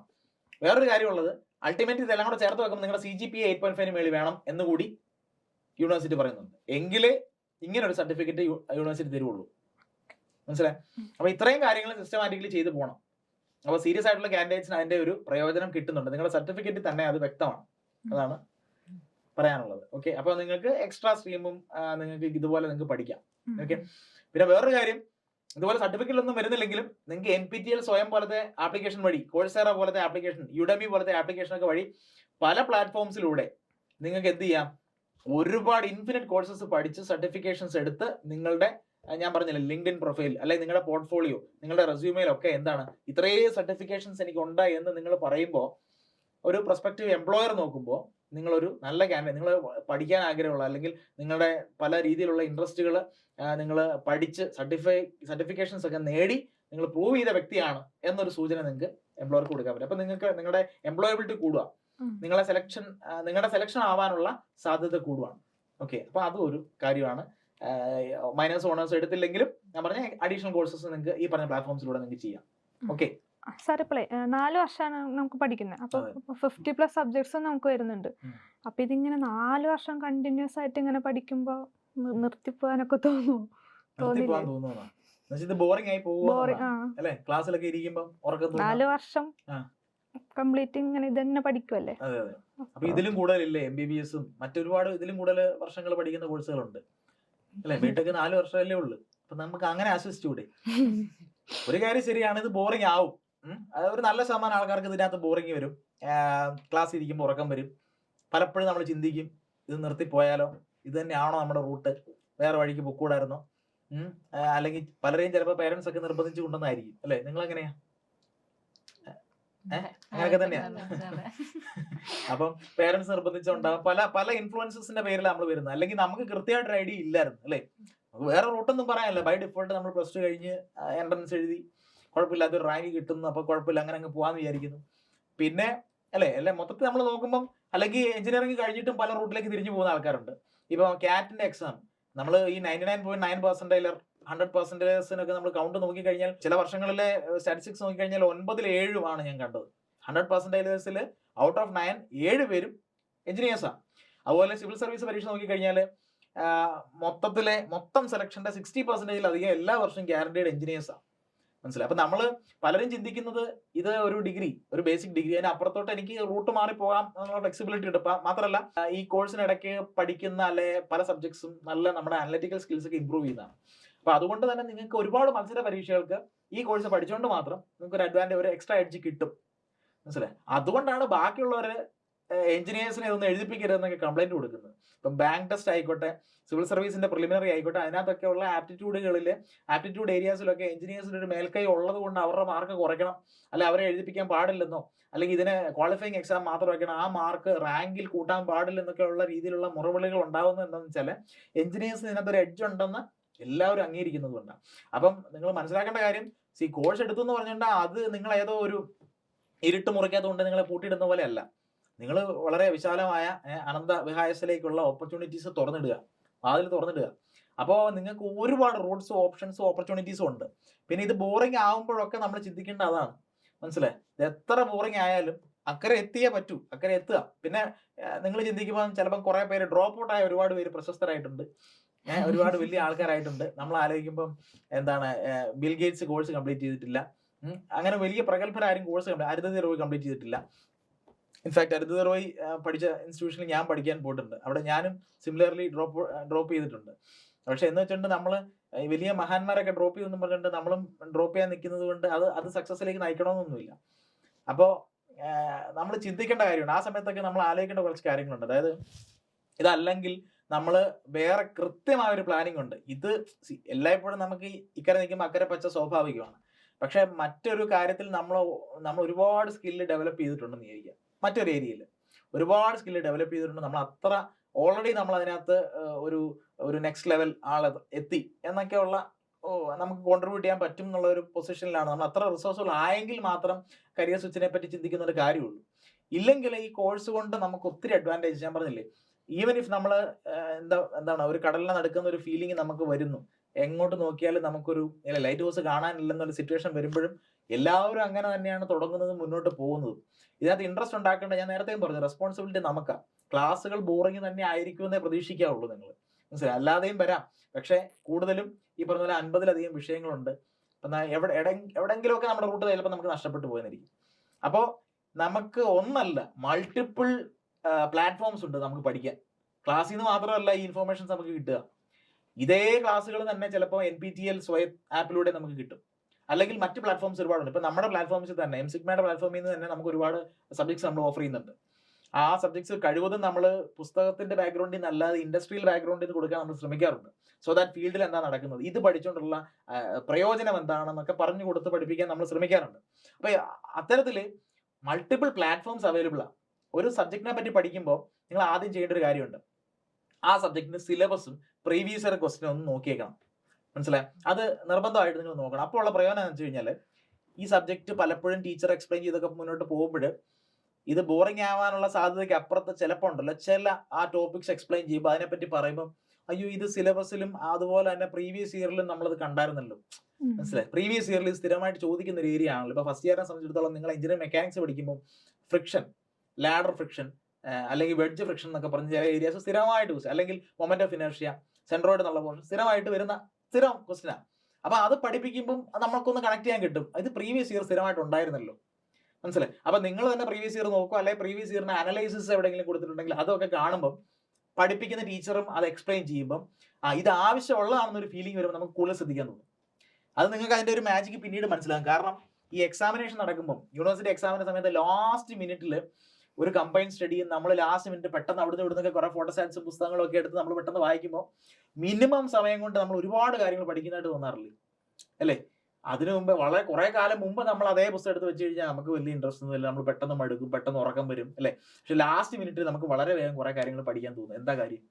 അത് ഒരു പർപ്പസ്, ഒരു നീഡ്, ഒരു റിക്വയർമെന്റ് ഉണ്ട്. തൊട്ടടുത്ത് ഒരു പരീക്ഷ വരുന്നു, അല്ലേ? അപ്പൊ നമ്മളെ ചൂട് പിടിപ്പിക്കുന്ന, നമുക്ക് പെട്ടെന്ന് പരീക്ഷ ഇതൊക്കെ പഠിച്ചെടുക്കണം എന്നുള്ളൊരു ഫീല് തരുന്ന ഒരു മോട്ടിവേഷൻ അതിൻ്റെ ഉള്ളിൽ ഇരിപ്പുണ്ട്. എന്ന് പറഞ്ഞ പോലെയാണ് ഇതിന്റെ ഇൻഡസ്ട്രിയൽ റെലവൻസ് എന്താണ്, ഇതിന്റെ അക്കാഡമിക് ആണെങ്കിലും പ്രീവിയസ് ഇയർ ഈ ക്വസ്റ്റ്യൻസ് ഒക്കെ വന്നിട്ടുണ്ടെന്ന് ഒരു ചെറിയ ഹോംവർക്ക് നിങ്ങൾ ചെയ്തിട്ട് ക്ലാസ്സിൽ വന്നിരുന്ന് വൈകി. അപ്പോ ഇതൊന്ന് കേട്ടാ പ്രയോജനം ഉണ്ടെന്നൊരു ഫീൽ. അപ്പൊ ക്ലാസ് എത്ര ബോറിംഗ് ആണെങ്കിലും ഈ കണ്ടന്റ് പഠിച്ചാൽ ഇൻഡസ്ട്രിയിൽ, അല്ലെ ഞാൻ ജോലിക്ക് പോകുമ്പോൾ ഇന്ന ഏരിയയിൽ എനിക്ക് പ്രയോജനം ഉണ്ടെന്നൊരു ഫീല് കിട്ടും. അപ്പൊ നമുക്കൊരു റിക്വയർമെന്റ്, ഒരു പർപ്പസ് തോന്നും പഠിക്കാൻ, മനസ്സിലായി? അപ്പൊ അങ്ങനെ അത് നമ്മുടെ റെസ്പോൺസിബിലിറ്റിയാണ്. ഇപ്പൊ ഈവൻ ടീച്ചേഴ്സ് അത് തന്നില്ലെങ്കിൽ കൂടിയും, മനസ്സിലായി? മറ്റേ പഴയ സിനിമയ്ക്ക് ഇന്നസെന്റ് ചോദിക്കത്തില്ല, നീയൊക്കെ എന്തിനാ പഠിക്കുന്നെന്ന് ചോദിക്കുന്ന പോലെ എന്തിനാ പഠിക്കുന്നുള്ള ആ ചോദ്യം നമ്മുടെ ഉള്ളിൽ എപ്പോഴും മുഴങ്ങണം. അപ്പൊ നമുക്ക് അത് സ്വയം കണ്ടെത്താനുള്ള ഒരു എഫേർട്ട്. ഇപ്പൊ പഴയ പോലെ അല്ല, നമുക്ക് ഫോണിൽ അല്ലെ നിമിഷങ്ങൾ കൊണ്ട് പെട്ടെന്ന് നമുക്ക് അറിയാം ആ ഫീൽഡിന്റെ റെലവൻസ് എന്താണ്, അല്ലെ? അപ്പൊ വളരെ വേഗം അത് മനസ്സിലാക്കും. ഇപ്പം ഒന്നും വെറുതെ വന്നിട്ടില്ല, ഈ സബ്ജക്ട്സിനെല്ലാം കൃത്യമായ റെലവൻസ് ഉണ്ട് ഓരോ സബ്ജക്റ്റ്. ഫസ്റ്റ് ഇയറിൽ ഗ്രാഫിക്സും മെക്കാനിക്സും ഒക്കെ നല്ല ബ്യൂട്ടിഫുൾ സബ്ജക്ട്സാണ്. ഫസ്റ്റ് ഇയർ ഇപ്പം ഗ്രാഫിക്സ് നമുക്ക് ആ ഡ്രോയിങ്ങിന്റെ ഒരു ലോകത്തേക്ക് നമ്മളെ കൊണ്ടുപോകാം. ഒരു പർട്ടിക്കുലർ ഒരു ബോഡി, ആ ബോഡിനെ പല ആംഗിളിൽ കട്ട് ചെയ്യുമ്പോൾ അതിന് ഏതൊക്കെ ഷേപ്പുകൾ വരുന്നു, മനസ്സിലായി? അതിനെ തന്നെ പല പ്ലെയിനുകളിലേക്ക് പ്രൊജക്ട് ചെയ്യുമ്പോൾ ഏതൊക്കെ ഷേപ്പുകൾ വരുന്നു. അപ്പോൾ അതൊരു ബ്യൂട്ടിഫുൾ സബ്ജക്റ്റ് ആണ്. അതുപോലെയാണ് എഞ്ചിനീയറിംഗ് മെക്കാനിക്സ്. നമ്മുടെ ചുറ്റുമുള്ള ലോകത്തിലെ ഫോഴ്സസ് ആക്ട് ചെയ്യുമ്പോഴത്തേക്കും ആ ഫോഴ്സസ് എങ്ങനെയാണ് ആ ബോഡിക്കകത്തൂടെ ഡിസ്ട്രിബ്യൂട്ട് ചെയ്ത് പോകുന്നത്, അത് കാരണം എന്തൊക്കെ സംഭവിക്കാം. അപ്പൊ അത്തരത്തിലുള്ള എഞ്ചിനീയറിംഗ് തോട്ട്സ് നമ്മളിൽ ഉണ്ടാക്കിയെടുക്കുക ചെയ്യണേ ഈ സബ്ജക്ട്സ് ചെയ്യുന്നത്. അതിനൊക്കെ ഓരോ പർപ്പസ് ഉണ്ട്. ഇപ്പം നമ്മളൊന്നും ജന്മന എഞ്ചിനീയേഴ്സ് ആയിരിക്കത്തില്ല, പക്ഷെ ചില വ്യക്തികൾ, ചില വലിയ പ്രതിഭകളുണ്ട്, അവർക്കൊന്നും ബിടെക്കിന്റെ ആവശ്യം വേണ്ടി വന്നിട്ടില്ല. ഇപ്പം നമ്മൾ പറയുകയാണെങ്കിൽ ലിയോണാർഡോ ഡാവിഞ്ചി, ഒരേ സമയം അദ്ദേഹം പല ഫീൽഡുകളിൽ വലിയ പ്രഗത്ഭനായിരുന്നു. അദ്ദേഹത്തിന്റെ ഉള്ളിൽ ഒരു വലിയ എഞ്ചിനീയർ ഇരിപ്പുണ്ട്. അതുകൊണ്ടാണ് പുള്ളിക്ക് ഈ പറഞ്ഞ പോലെ പുഴയുടെ അപ്പുറത്തും ഇപ്പുറത്തും നിന്നിട്ട് ഓരോ സാധനങ്ങളൊക്കെ അങ്ങോട്ടും ഇങ്ങോട്ടൊക്കെ എറിഞ്ഞ് വെള്ളത്തിൽ കൂടെ ഓരോന്നൊക്കെ ഒഴുക്കിയൊക്കെ വിട്ടിട്ട് ഇതിന്റെ റിലേറ്റീവ് വെലോസിറ്റിയെ പറ്റിയും ഇത് മിനിമം ഡിസ്റ്റൻസിൽ അപ്പുറത്തെത്തണമെങ്കിൽ എങ്ങനെ എറിയണം, അല്ലെങ്കിൽ മിനിമം ടൈമിൽ അപ്പുറത്തെത്തണമെങ്കിൽ എന്ത് ചെയ്യണം എന്നൊക്കെയുള്ള രീതിയിലുള്ള ചിന്തകൾ അന്തക്കാലത്ത് അല്ലെ ഇത്രയും വർഷങ്ങൾക്ക് മുമ്പ്, നൂറ്റാണ്ടുകൾക്ക് മുമ്പൊക്കെ ചെയ്യാനായിട്ട് ആൾക്കാർക്ക് സാധിച്ചത് ഇൻഹറന്റ് ആയിട്ട് ജന്മന അവർക്ക് എഞ്ചിനീയർ ആയതുകൊണ്ടാണ്. പക്ഷെ നമ്മളിൽ പലരും ഈ കോഴ്സിലേക്ക് എത്തുന്നത് ജന്മന എഞ്ചിനീയർ ആയതുകൊണ്ടല്ല അല്ലെ. അപ്പൊ നമുക്ക് ആ ഇൻട്രസ്റ്റുകൾ നമ്മളിൽ ആയി വരണം. എന്ന് വെച്ചാൽ ചിലപ്പം നമ്മളൊക്കെ ഈ പറഞ്ഞ വീഡിയോ ഗെയിംസും ആയിട്ടിരുന്നപ്പോഴോ അല്ല നമ്മൾ ചെറിയ കളികളായിട്ടൊക്കെ ഇരുന്ന ആ പ്രായത്തിൽ ഈ പറഞ്ഞ ഡാവിഞ്ചി ഒക്കെ എന്താണ് ഇത്തരത്തിലെ ലോകത്തിന് ചുറ്റുമുള്ള അല്ലെ ന്യൂട്ടൺ ആപ്പിൾ വീഴുന്നതിനെ പറ്റി ആലോചിച്ച പോലെ അല്ലെ ഇത്തരത്തിലുള്ള പ്രകൃതിയിലെ പല രഹസ്യങ്ങളും എങ്ങനെ വന്നു എന്ന് അറിയാനുള്ള ചിന്ത അവരിൽ ജന്മനാ ഉണ്ട്. അപ്പം നമുക്കത് ഇല്ലെങ്കിൽ കൂടിയും ഈ കോഴ്സ് നമുക്കത് തരും, ആ റൂട്ട് നമ്മളെ കൊണ്ട് നിർത്തും. അപ്പൊ ഇതിനു വേണ്ടിയാണ് നമ്മൾ പഠിക്കുന്നത്. ഒരു ഫീൽ നമുക്ക് കിട്ടിക്കഴിയുമ്പോൾ ചിലപ്പോൾ ഈ സബ്ജക്ട്സ് ഒക്കെ കുറച്ചുകൂടെ നന്നായിട്ട് നമുക്ക് പഠിക്കാൻ പറ്റും. അതാണ് അതിന്റെ പിന്നിലുള്ള ഒരു മോട്ടിവേഷൻ. അപ്പൊ അങ്ങനെ ഒന്ന് കണ്ടു നോക്കി. അപ്പൊ കുറെ ഒക്കെ ബോറിങ് നമുക്ക് ഒഴിവാക്കാം. എന്നാലും ചിലപ്പം കുറെ ക്ലാസ്സുകളൊക്കെ നമ്മൾ ഉറങ്ങിപ്പോകും അല്ലെ. നമ്മുടെ നേരത്തെ ഞാനും നമ്മുടെ ഡോക്ടർ അരുൺ സാറുമായിട്ടുള്ള ഡിസ്കഷൻ നിങ്ങളൊന്ന് കണ്ടാൽ അപ്പൊ അതിനകത്ത് സാറും പറയുന്നുണ്ട് ഉറക്കത്തിന്റെ പ്രാധാന്യം, എക്സസൈസുകൾ, മൈൻഡ്ഫുൾനെസ് എന്നൊക്കെ കുറച്ച് കാര്യങ്ങൾ പുള്ളി ഡിസ്കസ് ചെയ്യുന്നുണ്ട്. അതൊക്കെ നിങ്ങളൊന്ന് കണ്ടു നോക്കാം. അപ്പോൾ ഈ പറഞ്ഞ പോലെ നമ്മുടെ സോഷ്യൽ മീഡിയ പ്ലാറ്റ്ഫോംസും മൊബൈൽ ഫോണും ഒക്കെ കുറച്ചൊക്കെ ഒന്ന് മാറ്റി വെച്ച് ആവശ്യത്തിന് ഉറങ്ങിയില്ലെങ്കിലും ക്ലാസ്സിൽ ചെല്ലുമ്പോൾ നമുക്ക് നല്ല ക്ഷീണവും ഉറക്കവും വരും, ശ്രദ്ധിക്കാൻ പറ്റില്ല. പിന്നെ എല്ലായ്പ്പോഴും മനസ്സിലാക്കേണ്ട ഒരു കാര്യമുണ്ട്, ഒരു പക്ഷേ ആ സബ്ജക്ട് ഒന്ന് ബാക്ക് പേപ്പർ ഒരു സപ്ലിമെന്ററി ആയി പോയാൽ, തോറ്റുപോയാൽ, അല്ലെങ്കിൽ പഠിച്ചിറങ്ങിയിട്ട് ജോലി ഇല്ലാതെ വന്നാൽ ഒക്കെ നമ്മൾ വീണ്ടും ഇതേ റൂട്ട് കറങ്ങി തിരിഞ്ഞു വരും. ഈ സബ്ജക്ട്സ് ഒക്കെ വീണ്ടും പഠിക്കേണ്ട ഒരു സാഹചര്യത്തിലേക്ക് അല്ലെ, ഒരു ഹെൽപ്ലെസ് സിറ്റുവേഷനിലേക്ക് നമ്മൾ ഇത് വീണ് പോവാം. അപ്പൊ അത് ഉണ്ടാവാതിരിക്കാൻ ആദ്യം പഠിപ്പിക്കുമ്പോൾ തന്നെ അതിൽ ശ്രദ്ധ കൊടുത്തു കഴിഞ്ഞാലുണ്ടല്ലോ വീണ്ടും ഒരുപാട് കാശോ സമയമോ ഒക്കെ ഇൻവെസ്റ്റ് ചെയ്യുന്നത് ഒഴിവാക്കിക്കൂടെ. അപ്പൊ ആ ഒരു ചിന്തയിലെങ്കിലും നമ്മൾ എത്ര ബോറിംഗ് ആയിട്ട് തോന്നിയാലും അതൊക്കെ അറ്റൻഡ് ചെയ്യുകയും സജീവമാവുകയും ചെയ്തു കഴിഞ്ഞാൽ നമുക്കൊരു ബോറിംഗ് എന്നുള്ള ഒരു അവസ്ഥ കുറേയൊക്കെ ഒഴിവാക്കാൻ പറ്റും. അതാണ് അതിൽ എനിക്ക് പറയാനുള്ളത്. വേറെ ഇപ്പൊ നമ്മള് ഇപ്പൊ സാർ നേരത്തെ പറഞ്ഞ പോലെ ഇപ്പൊ അപ്സ്കില് ചെയ്യുകയാണെങ്കിൽ ഇപ്പൊ നമുക്ക് പ്ലേസ്മെന്റ്സ് ഉറപ്പിക്കാവോ? അപ്സ്കില്ലിംഗ് മാത്രം പോരാ, പ്ലേസ്മെന്റ് ഉറപ്പായിട്ട് കിട്ടണമെങ്കിൽ കുറച്ച് കാര്യങ്ങളുണ്ട്. ഒന്ന് അപ്സ്കില്ലിംഗ് ആണ്, ഒന്ന് നല്ല കമ്മ്യൂണിക്കേഷൻ സ്കിൽസ് ആണ്. അപ്സ്കില്ലിംഗ് എന്ന് പറയുമ്പോൾ നമ്മൾ ആ ഇൻഡസ്ട്രി ആവശ്യപ്പെടുന്ന ഈ ജോബ് മാർക്കറ്റ് വളരെ ഡൈനാമിക്കാണ്. ഇന്നുള്ള സ്കിൽസ് അല്ല നാളെ ആവശ്യമുള്ളൂ അല്ലേ. നിങ്ങൾ നോക്കിക്കഴിഞ്ഞാൽ ഇപ്പൊ ആർട്ടിഫിഷ്യൽ ഇന്റലിജൻസ്, എയും കാര്യങ്ങളൊക്കെ, ഡേറ്റാ സയൻസ് എന്നൊക്കെ പറഞ്ഞ് പല ഫ്ലക്ച്വേഷൻസ് ഉണ്ട് ജോബ് മാർക്കറ്റിൽ. അതാത് സമയങ്ങളിൽ എന്താ വേണ്ടതെന്ന് അറിഞ്ഞിരിക്കുകയും അതിൽ സ്കില്ല് ചെയ്യുകയും ചെയ്യണം. എന്തെങ്കിലും കുറെ സ്കിൽസ് പഠിക്കുക എന്നുള്ളതല്ല, കാലഹരണപ്പെട്ട ഒരു സാധനം പഠിച്ചു വെച്ചിട്ട് കാര്യമില്ല. ഇപ്പം ഇൻഡസ്ട്രിക്ക് എന്താ ആവശ്യം, നമ്മൾ പോകാൻ ഉദ്ദേശിക്കുന്ന ഇൻഡസ്ട്രിക്ക് എന്ത് വേണം, അത് പഠിക്കണം. അപ്പൊ ഇൻഡസ്ട്രിയെ മനസ്സിലാക്കണം, ആ ഇൻഡസ്ട്രിയൽ റിക്വയർമെന്റ് ആയിട്ടുള്ള സ്കിൽസ് വെച്ച്, അതാണ് അപ്സ്കില്ലിംഗ് എന്ന് ഉദ്ദേശിച്ചത്. പിന്നെ ബേസിക്കലി കമ്മ്യൂണിക്കേഷൻ സ്കിൽസ് വേണം, സബ്ജക്ട് നോളജ് വേണം. അപ്പൊ ഇത്രയൊക്കെ ഉണ്ടെങ്കിൽ കുറേയൊക്കെ ഉറപ്പിക്കാം. പക്ഷേ നിങ്ങൾ വീണ്ടും ഈ പ്ലേസ്മെന്റിനെ പറ്റി ചോദിക്കുന്നതുകൊണ്ടാണ് ഞാൻ പറയുന്നത്, ഈ പ്ലേസ്മെന്റ് എന്ന് പറയുന്നത് ഭൂമിയിലെ സ്വർഗ്ഗമാണെന്ന് വിചാരിക്കരുത്. പ്ലേസ്മെന്റ് അപ്പുറത്ത് ഒന്നും ഇല്ലെന്നും വിചാരിക്കരുത്. നിങ്ങളുടെ സ്വപ്നം ഈ പ്ലേസ്മെന്റ് തളച്ചിടരുതെന്നുള്ള എനിക്ക് പറയാനുള്ളത്. കാരണം ഇതിനപ്പുറത്ത് ഒരുപാട് കാര്യങ്ങളുണ്ട്. ഇപ്പൊ നിങ്ങൾ നിസ്സാരം തേർഡ് ഇയർ തന്നെ നിങ്ങൾക്ക് ഗേറ്റ് എഴുതാം. നിങ്ങൾ ഫൈനൽ ഇയർ ഗേറ്റ് എഴുതുമ്പോൾ ആ ഗേറ്റ് എക്സാം നിങ്ങൾ ക്വാളിഫൈ ചെയ്ത് നല്ലൊരു റാങ്ക് ഉണ്ടെങ്കിൽ നിങ്ങൾ ഏതൊക്കെ ലെവലിൽ എത്താം. നിങ്ങൾക്ക് ഒരു 1000-നകത്ത് റാങ്ക് ഉണ്ടെങ്കിൽ നിങ്ങൾക്ക് IIT പോവാം, IIT ടാഗ് നിങ്ങൾക്ക് കിട്ടും, ഹയർ സ്റ്റഡീസ് IIT പഠിക്കാം, അവിടുത്തെ പ്ലേസ്മെന്റ്സ് അറ്റൻഡ് ചെയ്യാം അല്ലെ. 2 വർഷം കൊണ്ട് അവിടുത്തെ ഒരു സേഫ് ക്യാമ്പസ്, ഒരു നല്ല ഒരു ഷെൽട്ടറിലാണ് നിങ്ങൾ 2 കൊല്ലം. ആ സമയത്ത് മാസം ഗേറ്റ് ക്വാളിഫൈഡ് ആയതുകൊണ്ട് നിങ്ങൾക്ക് 12,400 rupees സ്റ്റൈപ്പൻഡ് ആയിട്ട് കിട്ടും. ഫിനാൻഷ്യലി നിങ്ങൾ ഇൻഡിപെൻഡന്റ് ആണ്. നിങ്ങൾക്ക് മറ്റു സ്വപ്നങ്ങൾ കാണാം. നിങ്ങൾക്ക് സിവിൽ സർവീസ് 2 വർഷം വേണമെങ്കിൽ അതിന്റെ കൂടെ പ്രിപ്പയർ ചെയ്യാം. മറ്റ് എക്സാമുകൾക്ക് സെൻട്രൽ ഗവൺമെന്റ്, സ്റ്റേറ്റ് ഗവൺമെന്റ് പരീക്ഷകൾക്ക് പ്രിപ്പയർ ചെയ്യാം. അപ്പൊ ഇങ്ങനെ കുറെ അധികം ഓപ്പർച്യൂണിറ്റീസ്. പിന്നെ പബ്ലിക് സെക്ടർ അണ്ടർടേക്കിംഗ്സിലേക്കുള്ള ജോലി, Indian oil corporation, Bharat petrol, HPCL, BPCL, bell, power grid, call India limited, കുറെ അധികം പബ്ലിക് സെക്ടറിലേക്കുള്ള ജോലി. ഇങ്ങനെ ഒത്തിരി കാര്യങ്ങളുണ്ട്, മനസ്സിലായോ? അപ്പൊ ഇങ്ങനെയുള്ള കാര്യങ്ങൾ പ്ലേസ്മെന്റിനെക്കാട്ടിൽ ഒരുപാട് മേലെയാണ്. അപ്പൊ പ്ലേസ്മെന്റ് കിട്ടുമോ നിങ്ങൾ വീണ്ടും ചോദിക്കുമ്പോൾ നിങ്ങൾ മനസ്സിലാക്കേണ്ടത് അതിനപ്പുറത്ത് ഒത്തിരി കാര്യങ്ങളുണ്ട്. അത് അച്ചീവ് ചെയ്യാനാണ്. അതൊരു പ്ലാൻ B അല്ല, അതാണ് പ്ലാൻ A. പ്ലേസ്മെന്റിനെ നിങ്ങൾ പ്ലാൻ B ആയിട്ടാണ് വെക്കേണ്ടത്, മനസ്സിലായി? കൂടാതെ വേറൊരു സംഗതികൾ, ഈ പ്ലേസ്മെന്റ് പലപ്പോഴും ട്രാപ്പാണ്. നിങ്ങൾ കരുതും പ്ലേസ്മെന്റ് കിട്ടിയാൽ എല്ലാം ആയി. ഇല്ല, അവിടെ ചെന്ന് കഴിഞ്ഞാൽ ആ ജോലി റുട്ടീൻ ആയി കഴിയുമ്പോഴേ നമുക്ക് മനസ്സിലാക്കാൻ പറ്റുള്ളൂ ആ ജോലി നമുക്ക് പറ്റിയതായിരുന്നോ, മനസ്സിലായി? ഇപ്പൊ റീസെന്റ് ആയിട്ട് നിങ്ങൾ ഒരു ന്യൂസ് കണ്ടു കാണും അല്ലെ, ഈ eBayയുടെ ഒരു കേസ്, ഒരു അല്ലെ ഒരു അവിടുത്തെ ഒരു എംപ്ലോയി അവര് അല്ലെ അകാലത്തിൽ മരണപ്പെട്ട ഒരു ന്യൂസ് നമ്മൾ വായിച്ചു, മലയാളിയാണ്. അപ്പം അത്തരത്തിലെ വർക്ക് കൾച്ചർ ഉണ്ടാവാം. അപ്പൊ അതിനെപ്പറ്റി നമുക്ക് കൂടുതൽ ഡീറ്റെയിൽ അറിയുന്നില്ല. എന്ന് വന്നാലും നമ്മൾ ചെല്ലുന്നിടത്ത് നമുക്ക് സാറ്റിസ്ഫൈങ് ആവാതെ വരാം, ഒരു വർക്ക് ലൈഫ് ബാലൻസ് ഇല്ലാതെ വരാം. അപ്പൊ നമുക്ക് ചിലപ്പം ഷിഫ്റ്റ് ചെയ്യേണ്ടതായിട്ട് വരാം, അല്ലെ? ചിലപ്പോൾ കരിയറെ ഷിഫ്റ്റ് ചെയ്യേണ്ടതായിട്ട് വരാം, ഏരിയയെ മാറേണ്ടി വരാം, ചിലപ്പോൾ കമ്പനി ഷിഫ്റ്റ് ചെയ്യേണ്ടി വരാം. അപ്പോൾ അൾട്ടിമേറ്റ്ലി ഇതിനകത്ത് സസ്റ്റൈനബിൾ ആയിട്ടുള്ള ഒരു നല്ല ജോബ് സെക്യൂരിറ്റിയും ഒരു സാറ്റിസ്ഫൈങ് ആയിട്ടുള്ള ജോലിയും വർക്ക് ലൈഫ് ബാലൻസും എല്ലാം നമുക്ക് വേണം. അപ്പം ചില ജോലികൾ ഇത്തരത്തിൽ നമ്മളെ പറ്റിക്കാൻ, കളിപ്പിക്കാം. നിങ്ങൾക്ക് ഒരു പ്ലേസ്മെന്റ് കിട്ടിയ ശേഷം നിങ്ങൾ വിചാരിക്കും നിങ്ങൾക്ക് പ്ലേസ്മെന്റ് കിട്ടി, ഇപ്പം വിളിക്കും എന്ന് വിചാരിച്ച് ചിലപ്പോൾ കാത്തിരിക്കും. ചിലപ്പം വർഷങ്ങളോളം അവർ ചിലപ്പോൾ നിങ്ങളെ പറ്റിച്ചെന്ന് വരാം. അവർ പറയും നാളെ വിളിക്കും, മറ്റന്നാൾ വിളിക്കും, അല്ലെങ്കിൽ ഇപ്പോൾ നിലവിലൊരു ചെറിയ ഒരു ഡിപ്രഷൻ സ്റ്റേജിലൂടെയാണ് പോകുന്നത്, അപ്പോൾ അതുകൊണ്ട് അതിന് ശേഷം ഞങ്ങൾ നിങ്ങളെ വിളിക്കാം എന്നൊക്കെ പറഞ്ഞ് ചിലപ്പോൾ നിങ്ങളെ കുറെ വർഷം ഇരുത്തിയെന്ന് വരാം.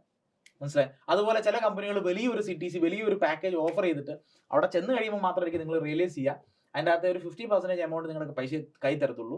ബാക്കി പൈസ എന്ന് പറയുന്നത് നിങ്ങൾ ചില ടാർഗറ്റ്സ് മീറ്റ് ചെയ്തെങ്കിൽ മാത്രം. മനസ്സിലായി? ചില ഔട്ട്കംസ് അത് ചിലപ്പോൾ പ്രാക്ടിക്കൽ റിയലിസ്റ്റിക് ആയിരിക്കത്തില്ല. നിങ്ങളെ കൊണ്ട് അച്ചീവ് ചെയ്യാൻ പറ്റാത്ത ചില ടാർഗറ്റ്സ് വന്നിട്ട് അത് ഹിറ്റ് ചെയ്താൽ, അത്ര എത്തിയാൽ മാത്രമേ നിങ്ങൾക്ക് ബാക്കി സാലറി തരുള്ളൂ എന്ന് ചിലപ്പോൾ പറഞ്ഞിരിക്കും. അപ്പൊ ഇത്തരത്തിൽ നിങ്ങളുടെ ചെറിയ പ്രായത്തിൽ നിങ്ങളെ കഴിവുള്ള നിങ്ങളെപ്പോലുള്ള ആൾക്കാരെ എടുത്തു വെച്ചിട്ട് അവരെ എക്സ്പ്ലോയിറ്റ് ചെയ്യുന്ന സാഹചര്യങ്ങളും പ്ലേസ്മെന്റിന് ഇടയ്ക്ക് സംഭവിക്കാം. അപ്പൊ ഈ പ്ലേസ്മെന്റിനകത്ത് അത്തരത്തിലൊരു സ്കാം ഉണ്ട്. അതായത് അവര് ഒരു വലിയ സാലറി പറഞ്ഞ് നിങ്ങൾക്ക് അത് തരാതിരിക്കാം, നല്ല ജോബ് ഓഫർ തന്നിട്ട് ഉണ്ടെന്ന് പറഞ്ഞിട്ട് പിന്നീട് അവർ വിളിക്കാതിരിക്കാം. അപ്പൊ നമ്മൾ ആ സമയത്ത് ഇപ്പം നമ്മൾ റിലാക്സ്ഡ് ആവും, നമ്മൾ കോംപ്ലേസന്റ് ആയി, നമുക്ക് എഞ്ചിനീയറിംഗ് പഠിച്ചു ജോലി കിട്ടിയല്ലോ എന്നുള്ള സന്തോഷത്തിൽ നമ്മൾ ചിലപ്പോൾ നമ്മൾ അല്ലെ കൂട്ടുകാർക്കൊക്കെ ട്രീറ്റും ഒക്കെ ചെയ്ത് നമ്മൾ സന്തോഷമായിട്ട് നടക്കുക. പക്ഷെ കുറെ കാലത്തേക്ക് ഇവർ നമ്മളെ വിളിക്കുന്നില്ല. മനസ്സിലായി? അപ്പൊ ഇങ്ങനെ ഒരു സ്കാം അതിനകത്ത് ഉണ്ടാവും. അപ്പം അൾട്ടിമേറ്റ്ലി നമുക്ക് വേണ്ടത് എന്താണ്? ഒരു ജോലി അല്ലെങ്കിൽ മറ്റൊരു ജോലി, ഒരു കരിയർ അല്ലെങ്കിൽ മറ്റൊരു കരിയർ നമ്മുടെ കിട്ടുമെന്ന് ഉറപ്പ് വരുന്ന രീതിയിൽ നമ്മൾ കുറെ ബിൽഡ് ചെയ്യണം. നമ്മളെ സ്വയം നമ്മളിൽ നമ്മൾ ഇൻവെസ്റ്റ് ചെയ്യണം. കുറെ സ്കിൽസ് നമുക്ക് വേണം. മനസ്സിലായി? അപ്പൊ ആര് നോക്കിയാലും ഒന്നല്ലെങ്കിൽ ഒരു ജോലി നമ്മളായിരിക്കണം ജോലി കളയുന്നത്. മനസ്സിലായി? നമുക്ക് അവിടെ പറ്റുന്നില്ലെങ്കിൽ നമ്മൾ അത് കളഞ്ഞിട്ട് അടുത്തേക്ക് പോകണം. അല്ലാതെ നമ്മൾ അവരുടെ കാല് പിടിച്ച് അവർ നമ്മളെ കളയരുതെന്ന് പ്രാർത്ഥിച്ച് ഒരു ഗതികേടിൽ ജീവിക്കുന്ന അല്ലെങ്കിൽ ആ രീതിയിൽ ജോലിക്ക് മുന്നോട്ട് പോകുന്ന ഒരു ഒട്ടും ഹെൽത്തി അല്ല. മനസ്സിലായി? നമ്മൾ ചെയ്യുന്ന ജോലി നമ്മൾ എൻജോയ് ചെയ്ത് ചെയ്യണം. മനസ്സിലായി? പഠിത്തമാണെങ്കിലും എൻജോയ് ചെയ്ത് തന്നെ പഠിക്കണം. അപ്പൊ ആ എൻജോയ് ചെയ്ത് പഠിക്കേണ്ടത് എങ്ങനെയാണെന്നുള്ളത് അതാ ഞാൻ നേരത്തെയും പറഞ്ഞത്. നമുക്ക് അതിനകത്തൊരു ഇൻവെസ്റ്റ്മെന്റ് ഉണ്ടായിരിക്കണം. പഠിക്കുന്ന സബ്ജക്ട്സിനെ പറ്റി നന്നായിട്ട് മനസ്സിലാക്കണം, അതിന്റെ ആക്ച്വൽ റെലവൻസിനെ പറ്റിയൊക്കെ മനസ്സിലാക്കണം. അപ്പൊ അതൊക്കെ ചെയ്ത് കഴിയുമ്പോൾ ഈ പറഞ്ഞ അബദ്ധത്തിലൊന്നും പെടാതിരിക്കും. നമുക്ക് സ്വന്തമായിട്ടൊരു കാലിബർ ഉള്ളപ്പോൾ നമുക്കിപ്പോൾ ആ ഒരു പ്ലേസ്മെന്റ് അത് മോശമായെങ്കിൽ അടുത്തതിലേക്ക് നമുക്ക് പോകാം, എളുപ്പത്തിൽ പോകാം. പിന്നെ ക്യാമ്പസ് പ്ലേസ്മെന്റ് മാത്രമല്ല, ഓഫ് ക്യാമ്പസ് പ്ലേസ്മെന്റ്സ് ഉണ്ട്. ക്യാമ്പസിന് പുറത്ത് ഇപ്പൊ ഞാൻ IEEE കാര്യം പറഞ്ഞില്ലേ, അതുപോലത്തെ പ്ലാറ്റ്ഫോമുകളിൽ hour off campus placements offer പിന്നെ ഗവൺമെന്റിന്റെ ലെവലിൽ നടത്താറുണ്ട്. മനസ്സിലായി? അപ്പോൾ അങ്ങനെ ക്യാമ്പസിന് പുറത്ത് അല്ലെങ്കിൽ നിങ്ങൾക്ക് അൺസോളിസിറ്റഡ് ആയിട്ടുള്ള ജോബ് റിക്വസ്റ്റുകൾ നിങ്ങൾക്ക് ഉറപ്പാണ് നിങ്ങൾക്ക് ഇന്ന സ്കിൽസ് ഉണ്ട്, അല്ലെങ്കിൽ ഒരു പർട്ടിക്കുലർ കമ്പനിയിലേക്ക് അപ്ലൈ ചെയ്യാൻ അല്ലെങ്കിൽ അവിടെ വർക്ക് ചെയ്യാനും മാത്രമുള്ള ഒരു കാലിബർ സ്കിൽസ് ഒക്കെ എന്തെങ്കിലും ഉണ്ടെന്ന് നിങ്ങൾക്ക് അത്ര ഉറപ്പുണ്ട്, നിങ്ങൾ അതൊക്കെ അക്വയർ ചെയ്തിട്ടുണ്ടെങ്കിൽ നിങ്ങൾ അങ്ങോട്ട് ഒരു റെസ്യൂമേ അയക്കുക, നിങ്ങളുടെ പോർട്ട്ഫോളിയോ അല്ലെങ്കിൽ നിങ്ങളുടെ റെസ്യൂമേ അങ്ങോട്ട് അയക്കുക. അതിനകത്തൊരു വർക്ക് ഉണ്ട്. മനസ്സിലായി? അതിനകത്തൊരു അല്പം സമയം കൊടുത്ത് ചെയ്യേണ്ട കാര്യമാണ് ഇതൊക്കെ. അതായത് ആ കമ്പനിക്ക് വേണ്ടുന്ന എല്ലാം നമ്മുടെ ഉണ്ട്, സ്കിൽസ് എല്ലാം നമ്മുടെ ഉണ്ട്. നമ്മൾ മനസ്സിലായില്ല, നമ്മുടെ സ്കില്ലിങ് നമ്മുടെ സമയമെല്ലാം കൃത്യമായിട്ട് നമ്മൾ വിനിയോഗിച്ചിട്ടുണ്ടെന്ന് നമ്മൾ ആ റെസ്യൂമെ വഴി പ്രൂവ് ചെയ്ത് കഴിഞ്ഞാൽ അവിടെ ഈവൻ ഇഫ് അങ്ങനെ ഒരു വേക്കൻസി ഇല്ലെങ്കിൽ പോലും നല്ലൊരു കാൻഡിഡേറ്റിനെ കാണുമ്പോൾ നല്ല സക്സസ്ഫുൾ ആയിട്ട് ഓടുന്ന കമ്പനി ആണെങ്കിൽ ഈ ആളെ വേണം എന്നൊരു ഫീലിംഗ് ജനറേറ്റ് ചെയ്തെടുക്കാനും അവിടെ നിങ്ങൾ സെലക്ടഡ് ആവാനുള്ള സാധ്യതയുണ്ട്. മനസ്സിലായി? അപ്പൊ ഇതിനെല്ലാം നമ്മുടെ ഭാഗത്തുനിന്ന് ഉണ്ടാവേണ്ട കുറെ അധികം വർക്കുണ്ട്. ബാക്കിയുള്ളവരെല്ലാം ചെയ്തു തരും എന്നുള്ള രീതിയിൽ ക്ലാസ്സിൽ ഇരിക്കുമ്പോൾ സബ്ജക്ട് ടീച്ചറിന്റെ ജോലിയാണ് അത് ഇൻട്രസ്റ്റിംഗ് ആക്കി തരേണ്ടതെന്ന് വിചാരിച്ചു കഴിഞ്ഞാൽ നടക്കത്തില്ല. മനസ്സിലായി? ആ സബ്ജക്ട് ഞാനത് ഇഷ്ടപ്പെടണമെങ്കിൽ ബാക്കിയുള്ളവരാണ് ജോലി ചെയ്യേണ്ടതെന്ന് നമ്മൾ ചിന്തിച്ചാൽ നടക്കില്ല. നമ്മൾ തന്നെ വർക്ക് ചെയ്യണം. അപ്പൊ ആ റെസ്പോൺസിബിലിറ്റി നമ്മൾ എടുക്കണം. അപ്പോൾ പ്ലേസ്മെന്റ്സ് എല്ലാം സക്സസ്ഫുള്ളി നമുക്ക് കിട്ടും. പ്ലേസ്മെന്റ് ഇല്ലെങ്കിലും വിഷമിക്കാനൊന്നുമില്ല, കാര്യം വേറെ ഒരുപാട് ഓപ്ഷൻസ് ഉണ്ട്. മനസ്സിലായി? ഓക്കെ, ഇനി എന്താണ്? അപ്പൊ എനിക്ക് തോന്നുന്നു ഒരുപാട് സമയം, നമുക്ക് നിർത്തിയാലോ? അല്ല സാർ, ഒരു ക്വസ്റ്റ്യൻ കൂടെ. പറഞ്ഞു. ഈ റാഗിംഗ് ഒക്കെ ക്യാമ്പസിലുണ്ട് എന്നൊക്കെ കേട്ടിട്ടുണ്ട്. പിന്നെ അത് മാത്രമല്ല ക്യാമ്പസ് പൊളിറ്റിക്സ് ഒക്കെ, അപ്പൊ അതൊക്കെ ഞങ്ങൾക്ക് ഭയങ്കര പേടിയാണ്, ക്യാമ്പസ് പൊളിറ്റിക്സ് ഒക്കെ. ഫസ്റ്റ് ഇയർ പോകുമ്പോഴേ ഉള്ളൂ ഈ പേടി. കുറച്ച് വർഷം കഴിയുമ്പോഴത്തേക്ക് നിങ്ങളായിരിക്കും ഇതൊക്കെ ചെയ്യുന്നത്. അതിനകത്ത് ഏറ്റവും വലിയ ഗുണ്ടകളൊക്കെ ഇപ്പം ഫസ്റ്റ് ഇയർ ചേരുന്നവരായിരിക്കും ചിലപ്പോൾ, പിന്നീടുള്ള വർഷങ്ങളായിരിക്കും അതൊക്കെ തെളിയാനിരിക്കുന്നത്. റാഗിംഗ് ഒക്കെ വളരെ ഒരിക്കലും ആരും മറക്കാത്ത ചില അനുഭവങ്ങളായിരിക്കും ഉണ്ടാക്കി വെക്കുക. ചിലർക്ക് വളരെ ഓർത്ത് ചിരിക്കുന്ന കാര്യങ്ങളായിരിക്കും. ചിലർ ചിലപ്പോൾ പെർമനന്റ് ആയിട്ടുള്ള ഒരു ട്രോമയിലേക്ക് പോകുന്ന സാഹചര്യമുണ്ട്. വളരെ മോശമായ സാഹചര്യങ്ങളൊക്കെ നമ്മൾ പത്രത്തിലൊക്കെ കാണാറുണ്ട്. അപ്പൊ അതിനെപ്പറ്റി എനിക്ക് പറയാനുള്ളത്, ഇതിനകത്ത് ഒരു നിയമനിർമ്മാണം കൃത്യമായിട്ട് ഉണ്ടായിട്ടുണ്ട്. വ്യക്തമായ ഒരു നിയമനിർമ്മാണമുണ്ട്. നിങ്ങൾക്ക് എന്തെങ്കിലും തരത്തിലുള്ള മാനസികമായിട്ടോ ശാരീരികമായിട്ടോ നിങ്ങൾക്ക് മറ്റുള്ളവരുടെ മുന്നിൽ ഒരു മാനക്കേട് ഉണ്ടാകുന്ന തരത്തിലോ എന്തെങ്കിലും ഒരു ഇൻസിഡന്റ് സംഭവിച്ചു നിങ്ങളുടെ സുഹൃത്തുക്കൾക്ക് സംഭവിച്ചെങ്കിൽ അതിനകത്ത് കൃത്യമായ നിയമം നിങ്ങളെ പരീക്ഷിക്കുന്നുണ്ടെന്ന് നിങ്ങൾ മനസ്സിലാക്കുക. നിങ്ങൾ അതൊരു ഒരു ഒരു ട്രോമയായിട്ട് നിങ്ങൾ അതിൽ വീണു പോകുന്ന ഒരു സാഹചര്യം ഒരിക്കലും ഉണ്ടാവരുത്. അത് ഒരിക്കലും നമ്മൾ ആരും ആഗ്രഹിക്കാത്തൊരു കാര്യമാണ്. ഏതൊരു വ്യക്തിക്കും അത്തരം ഒരു മോശം അനുഭവം ഉണ്ടായാൽ ഉടനടി അവരെ അറിയിക്കേണ്ട ചില പ്ലാറ്റ്ഫോംസ് ഉണ്ട്, മനസ്സിലായി. നിങ്ങളുടെ കോളേജിൽ അറിയിച്ചു കഴിഞ്ഞാൽ ഒരു ആക്ഷൻ എടുത്തേ പറ്റൂ. അത് ആക്ഷൻ എടുത്തില്ലെങ്കിൽ ആ കോളേജ് ഉൾപ്പെടെ, കോളേജിനെതിരെ പോലും ഉൾപ്പെടെ പോലും എൻ്റെ കോളേജിനെ ബാധിക്കുന്ന തരത്തിൽ ഉള്ള നിയമം നമ്മുടെ കയ്യിലുണ്ട്. ഓക്കെ, നമ്മുടെ ഗവൺമെന്റ് നടപ്പിലാക്കിയിട്ടുണ്ട്. അപ്പം ആന്റി റാഗിങ് സെല്ലുകൾ ഒരുപാടുണ്ട്. ഇപ്പോൾ കോളേജ് ലെവലിലുണ്ട്, യൂണിവേഴ്സിറ്റി ലെവലിലുണ്ട്, പിന്നീട് ഈവൻ മിനിസ്ട്രി ലെവലിൽ വരെ ആന്റി റാഗിങ് കമ്മിറ്റികളുണ്ട്. അപ്പോൾ നമ്മളൊരു കംപ്ലൈന്റ് കൊടുക്കാനായിട്ട് നമുക്ക് ഈ പറഞ്ഞ പോലെ C4Y എന്ന് പറയുന്ന ഒരു സെന്റർ ഫോർ യൂത്ത് എന്ന് പറയുന്ന ഒരു വിങ് ഉണ്ട്. അതുപോലെ നമുക്ക് ഈ മിനിസ്ട്രിയിൽ ഉൾപ്പെടെ എവിടെയും, കോളേജിൽ ആണെങ്കിലും എവിടെയും എല്ലാ പ്ലാറ്റ്ഫോംസിലും നമുക്ക് കംപ്ലൈൻറ്റ്സ് കൊടുക്കാൻ പറ്റും. ടോൾ ഫ്രീ നമ്പർ ഉണ്ട്. അപ്പോൾ ഇപ്പം നമുക്കതൊന്ന് സ്ക്രീനിൽ കാണിക്കാം. ആവശ്യമുള്ള കുട്ടികൾക്ക് ആ നമ്പർ നോട്ട് ചെയ്യാവുന്നതാണ്. അപ്പം ഈ ടോൾ ഫ്രീ നമ്പറിലോ മെയിലിലൊക്കെ വഴിയോ അല്ലെങ്കിൽ ഈവൻ സുവോ മോട്ടോ ഒരു കേസ് എടുക്കാനായിട്ട് സോഷ്യൽ മീഡിയ പ്ലാറ്റ്ഫോംസ് യൂസ് ചെയ്യാൻ പറ്റും. ഓക്കെ, അല്ലെങ്കിൽ ഈ പറഞ്ഞ പോലെ ന്യൂസ് റിപ്പോർട്ടേഴ്സ്, ഇൻഫ്ലുവൻസേഴ്സ് ഒക്കെ വഴി നമുക്ക് ഈ ന്യൂസ് പുറത്തേക്ക് കൊണ്ടുവരാനും അതിന് വ്യക്തമായ നടപടികൾ നടപ്പിലാക്കാനും പറ്റും. അപ്പം നിങ്ങൾക്കെതിരെ ആക്ഷൻ ഉണ്ടാവും, അല്ലെങ്കിൽ നിങ്ങൾക്കെതിരെ എന്തെങ്കിലും ഒരു ബുദ്ധിമുട്ട് വരുമ്പോൾ മാത്രമല്ല, നിങ്ങളുടെ ചുറ്റുവട്ടത്ത് നിങ്ങളുടെ ക്ലാസ്സിൽ എവിടെയെങ്കിലും ആരെങ്കിലും ഇത്തരത്തിൽ ബുദ്ധിമുട്ട് ഉണ്ടായെങ്കിൽ കൃത്യമായി അതിനകത്ത് നമ്മൾ അധികാരത്തിലിരിക്കുന്ന വ്യക്തികളിലേക്ക് അല്ലെങ്കിൽ കൃത്യമായ പ്ലാറ്റ്ഫോംസിൽ ഇത് വരുന്നുണ്ടെന്ന് എൻഷുർ ചെയ്യണം. കൂടാതെ നിങ്ങളുടെ റെസ്പോൺസിബിലിറ്റിയാണ് നാളെ നിങ്ങൾ ഇതൊന്നും ചെയ്യുന്നില്ല എന്നുള്ളത്. ചിലരൊക്കെ പറയും കുറച്ചൊക്കെ റാഗിങ് നല്ലതാണ്, പോസിറ്റീവ് റാഗിങ് ഉണ്ട് എന്നൊക്കെ പറയും. അപ്പൊ അത് നിങ്ങൾ മനസ്സിലാക്കേണ്ടത് നിയമം ഇങ്ങനെയാണ്. നിങ്ങൾ പോസിറ്റീവ് റാഗിങ് എന്നാണ് നിങ്ങൾ ഉദ്ദേശിക്കുന്നതെങ്കിൽ പോലും നിങ്ങളൊരു കുട്ടിയെ പിടിച്ചെടുത്ത് പേര് ചോദിച്ചു, അല്ലെങ്കിൽ അവനോട് ഒരു ഡാൻസ് കളിക്കാൻ പറഞ്ഞു, പാട്ട് പാടാൻ പറഞ്ഞു, എന്നെയൊക്കെ ചെയ്തിട്ടുണ്ട്. ഞാൻ സീറ്റിൽ പഠിക്കുമ്പോൾ എന്നോട് മീശ പഠിക്കാനും ഡാൻസ് ചെയ്യാനും ഒക്കെ പറഞ്ഞിട്ടുണ്ട്. അത് ഒരുപാട് പേരുടെ മുന്നിൽ വെച്ചായിരിക്കും, പല സ്ഥലങ്ങളിൽ നിർത്തിയായിരിക്കും. ചിലപ്പോൾ റോഡിനെ നടുക്കുന്ന ഡാൻസ് കളിക്കാൻ പറയും, അല്ലെങ്കിൽ റോഡിനെ നടുക്ക് നിന്നിട്ട് ട്രാഫിക് പോലീസുകാരനെ പോലൊക്കെ നിൽക്കാൻ പറയും, വണ്ടികളൊക്കെ കൺട്രോൾ ചെയ്യാനായിട്ട് പറയും, നടുക്ക് നിന്ന് മോഹിനിയാട്ടം കളിക്കാൻ പറയും, അല്ലെങ്കിൽ ഏതെങ്കിലും ഒരു പെൺകുട്ടിയുടെ അടുക്ക പോയിട്ട് പ്രപ്പോസ് ചെയ്യാനായിട്ട് പറയും, അല്ലെങ്കിൽ ഒരു പൂ പറിച്ചെടുത്തുകൊണ്ട് ഒരു ടീച്ചറിന് കൊടുക്കാൻ പറയും. അപ്പൊ ഇങ്ങനെ ഒരുപാട് വെറൈറ്റി പരിപാടികളുണ്ട്. ഹോസ്റ്റലിലെ കാര്യങ്ങളൊന്നും ചിലപ്പം നമുക്ക് പലപ്പോഴും പുറത്ത് പറയാൻ പറ്റാത്ത ലെവലിൽ ഉള്ള ഹരാസ്മെന്റ്സ് ഉണ്ട്. പല രീതിയിലുള്ള പല ദിവസങ്ങൾ രാത്രികളൊക്കെ പിള്ളേരെ നിർത്തി പൊരിക്കുന്ന പല രീതികളിൽ റാഗ് ചെയ്യുന്ന അവസ്ഥകളുണ്ട്. അപ്പം അതിലിപ്പോ എത്ര ചെറുതാണെങ്കിലും എത്ര വലുതാണെങ്കിലും അതൊരു വ്യക്തിനെ മാനസികമായ ശരീരമൊക്കെ ബാധിക്കുന്നുണ്ടെങ്കിൽ നിയമം ഇങ്ങനെ വളരെ ശക്തമായ ഒരു പരിരക്ഷ കൊടുക്കുന്നുണ്ട്. അത് ചെയ്യുന്നവർക്കെതിരെ പണിഷ്മെന്റ്സ് തന്നെ പല വെറൈറ്റി പണിഷ്മെന്റ്സ് ഇതിനകത്തുണ്ട്. അത് നിങ്ങൾ മനസ്സിലാക്കണം. നമ്മൾ ചെറിയ രീതിയിൽ പോലും അതിനകത്ത് ഇൻവോൾവ് ആവരുതെന്ന് ഉറപ്പുവരുത്തുക. അപ്പൊ നിങ്ങൾ ഒരാളെ കണ്ണ് കെട്ടി, അതായത് സീരിയസ് ആരാന്ന് മനസ്സിലാവുന്നില്ലെന്ന് വിചാരിക്കുക, ഒരാളെ കണ്ണ് കെട്ടിട്ട് ചുമ്മാ അവനെ കൊണ്ടുവന്ന് എന്തെങ്കിലും ചെയ്യിപ്പിച്ചു, അല്ലെങ്കിൽ ഉപദ്രവിച്ചു, അല്ലെങ്കിൽ നിങ്ങൾ മുഖം മൂടി വെച്ചു, നിങ്ങൾ ഹെൽമെറ്റ് വെച്ച് റാഗ് ചെയ്തെന്ന് വിചാരിക്കുക, സ്റ്റിൽ നിയമമുണ്ട്. ഐഡന്റിഫൈ ചെയ്യാൻ പറ്റില്ലെങ്കിൽ പോലും കളക്റ്റീവായിട്ട് ശിക്ഷ കൊടുക്കാനുള്ള നിയമമുണ്ട്. മനസ്സിലാവുന്നുണ്ടോ? അപ്പോൾ ചെറിയ കുറച്ച് ആഴ്ചകൾ അല്ലെ മാസങ്ങൾ ഉള്ള സസ്പെൻഷൻ മുതൽ ഇവരെ പെർമനന്റ് ആയിട്ട് കോഴ്സിൽ നിന്ന് ഡീബാർ ചെയ്യാനും, അല്ലെങ്കിൽ മറ്റവരുടെ അഡ്മിഷൻ എടുക്കുന്ന കാര്യം പോലും ഡീബാർ ചെയ്യുന്ന തലത്തിലൊക്കെ എക്സാംസ് എഴുതാതിരിക്കാനും, ഇവർക്ക് എന്തെങ്കിലും ഈവൻസ്, ചിലപ്പോൾ നല്ല കഴിവുള്ള കുട്ടികളായിരിക്കും, യുവജനോത്സവത്തിലോ സ്പോർട്സിലോ ഒക്കെ പോയിന്റ്സ്, ആക്ടിവിറ്റി പോയിന്റ്സ് ഒക്കെ എടുക്കുന്ന, അതിലൊക്കെ ഡീബാർ ചെയ്യാൻ സാധിക്കും. കോളേജിൽ നിന്ന് ഡീബാർ ചെയ്യാൻ സാധിക്കും. പരീക്ഷ എഴുതിപ്പിക്കാതിരിക്കാൻ പറ്റും. വലിയ എമൗണ്ട് 25,000 രൂപ വരെ പിഴ അടയ്ക്കാനായിട്ട് ഉള്ള നിയമമുണ്ട്. അപ്പൊ ഇങ്ങനെ ഭയങ്കര വൈഡ് റേഞ്ച് ശിക്ഷ ഉണ്ട്. ഓക്കെ, അപ്പൊ അതിലൊക്കെ ഏതെങ്കിലും തരത്തിൽ പെട്ടുപോയി കഴിഞ്ഞാൽ അതിപ്പോ ആര് വിചാരിച്ചാലും ഇത് സാധ്യമാണ്, നിങ്ങൾക്കെതിരെ ആക്ഷൻ സാധ്യതയുണ്ട്. അപ്പം സീനിയേഴ്സ് ആവുമ്പോൾ അത് ചെയ്യാതിരിക്കാനും, ജൂനിയേഴ്സ് ആയിരിക്കുമ്പോൾ എന്തെങ്കിലും തരത്തിലുള്ള ഒരു ഇഷ്യൂ ഉണ്ടായെങ്കിൽ അത് ബന്ധപ്പെട്ട അധികാരികളുടെ അടുത്തേക്ക് കൊണ്ടുവരാനും ഒക്കെ നിങ്ങളുടെ ഭാഗത്തുനിന്ന് ഉത്തരവാദിത്വമുണ്ട്. അതിന് നിയമ നടപടികൾ കൃത്യമായിട്ടുണ്ട്, അല്ലെ നിയമത്തിന്റെ പരിരക്ഷ ഉണ്ടെന്നുള്ള കാര്യം എല്ലാവരും മനസ്സിലാക്കുക. അപ്പൊ ആരും പേടിക്കാനില്ല. നിങ്ങൾ ഈ പറഞ്ഞ പോലെ ഒരു ആരെങ്കിലും ഒരു കൺഫൈൻഡ് സ്പേസിലേക്കോ അങ്ങനെ എങ്ങോട്ടെങ്കിലും ഒക്കെ വിളിച്ചുകൊണ്ടൊക്കെ പോവാൻ ശ്രമിക്കുന്നു, അങ്ങനെയൊക്കെ ഉണ്ടെങ്കിൽ നിങ്ങൾ കൃത്യമായിട്ട് അതിനെ തടയുക. മനസ്സിലായി? എല്ലായ്പ്പോഴും ഫസ്റ്റ് ഇയേഴ്സിന് എനിക്ക് തോന്നുന്നു പല കോളേജുകളിലും ഒരു കൃത്യമായൊരു റൂട്ട്, അല്ലെ, ചില ഹോസ്റ്റലിലാണെങ്കിലും ഫസ്റ്റ് ഇയേഴ്സിന് അടുത്തോട്ട് സീനിയേഴ്സ് വരാതിരിക്കുന്ന രീതിയിലൊക്കെ ഉള്ള അറേഞ്ച്മെന്റ്സ് ഒക്കെ പലയിടത്തും ഇപ്പൊ ചെയ്യാറുണ്ട്. പല പ്രിക്കോഷൻസും ഉണ്ട്. എന്നിരുന്നാലും നിങ്ങളായിട്ട് ഒരു അപകടം വിളിച്ചു വരുത്തുന്ന രീതിയിലുള്ള, മനസ്സിലായില്ല, അവർക്ക് ഫുൾ കൺട്രോൾ വരികയും നിങ്ങളെ ഒറ്റപ്പെടുത്തി എങ്ങോട്ടെങ്കിലും കൊണ്ടുവന്ന തരത്തിലുള്ള എന്തെങ്കിലുമൊക്കെ അത്തരം എന്തെങ്കിലും മാനറിസം കണ്ടു കഴിഞ്ഞാൽ അത് കംപ്ലീറ്റ് ആയിട്ട് അവോയ്ഡ് ചെയ്ത് അതിനെ റെസിസ്റ്റ് ചെയ്ത് ഉടനടി നിങ്ങൾ അറിയിക്കേണ്ടവരെ അറിയിക്കുക എന്നുള്ളതാണ് ചെയ്യാൻ പറ്റുന്ന ഒരു കാര്യം. ഇപ്പോൾ ഞാൻ toll free number, email ID ഒക്കെ ഷെയർ ചെയ്തിരുന്നു. അത് തന്നെ വേണമെന്നില്ല, ഞാൻ പറഞ്ഞ സോഷ്യൽ മീഡിയ പ്ലാറ്റ്ഫോംസ് ഒക്കെ യൂസ് ചെയ്യാം. ബന്ധപ്പെട്ട ടീച്ചേഴ്സിന്റെ ഒക്കെ നമ്പർ കയ്യിൽ കരുതുക. മനസ്സിലായി? ടീച്ചേഴ്സ് എല്ലാവരുടെയും നമ്പേഴ്സ് ഒക്കെ കയ്യിൽ കരുതുക. ഇൻഫോം ചെയ്യാൻ പറ്റുന്ന പോലെ ഇൻഫോം ചെയ്യുക. എന്ന് വെച്ചിട്ട് പേടിക്കാനൊന്നുമില്ല. അതുപോലെ മറ്റൊരു ചോദ്യം ചോദിച്ചാൽ ക്യാമ്പസ് പൊളിറ്റിക്സ് ആണ് അല്ലേ? അതും ഒരു മറ്റൊരു വശമാണ്, പിള്ളേർ പേടിക്കുന്ന ഒരു സൈഡാണ്. അപ്പൊ ഇത് politics don't be violent don't be silent എന്ന് പറയുന്നതിനകത്ത്, അതായത് വയലന്റ് ആവരുത് അല്ലേ, ഒരു വയലൻസ് ഒരിക്കലും പാടില്ല ഒരു ക്യാമ്പസിലും അല്ല. ഇപ്പൊ നമ്മൾ നോക്കിക്കഴിഞ്ഞാൽ ചില ക്യാമ്പസുകളിലൊക്കെ ഇതങ്ങ് അതിക്രമിച്ചിട്ട് ഒരുപാട് ക്ലാസ് മുടങ്ങി എൻ്റെ കോളേജിനെ ബാധിക്കുന്ന തരത്തിലുള്ള ലെവലിലേക്ക് പോയിട്ടുണ്ട്. അതുപോലെ ക്ലാസ് മുടക്കം മാത്രമല്ല, വലിയ വയലൻസിലേക്ക് അധ്യാപകർ ഉൾപ്പെടെ ആക്രമിക്കുന്ന ലെവലിലേക്കൊക്കെ പോയിട്ടുണ്ട്. അപ്പൊ അതൊക്കെ കോടതി ഇടപെട്ടിട്ട് ഇത് പാടില്ല, അല്ലെങ്കിൽ കോളേജ് അധികാരിക്ക് തീരുമാനിക്കാം ഇത് ബാൻ ചെയ്യാനായിട്ട്, കോളേജ് അധികാരിക്ക് തീരുമാനിക്കാം എന്നുള്ള ലെവലിൽ വരെ ഈ പറഞ്ഞ പോലെ ഓർഡേഴ്സ് വന്നിട്ടുണ്ട്. അപ്പൊ പല കോളേജിലും ഇത് ബാൻ ചെയ്ത് കഴിഞ്ഞു, ക്യാമ്പസ് പൊളിറ്റിക്സേ ഇല്ല. പക്ഷേ ഗവൺമെന്റ് കോളേജസിൽ, ഗവൺമെന്റ് കൺട്രോൾഡ് കോളേജസിലൊക്കെ ഇപ്പോഴും ഇത് തുടരുന്നുണ്ട്. അപ്പൊ അതൊരു മോശം കാര്യമായിട്ടും കാണേണ്ട കാര്യമില്ല.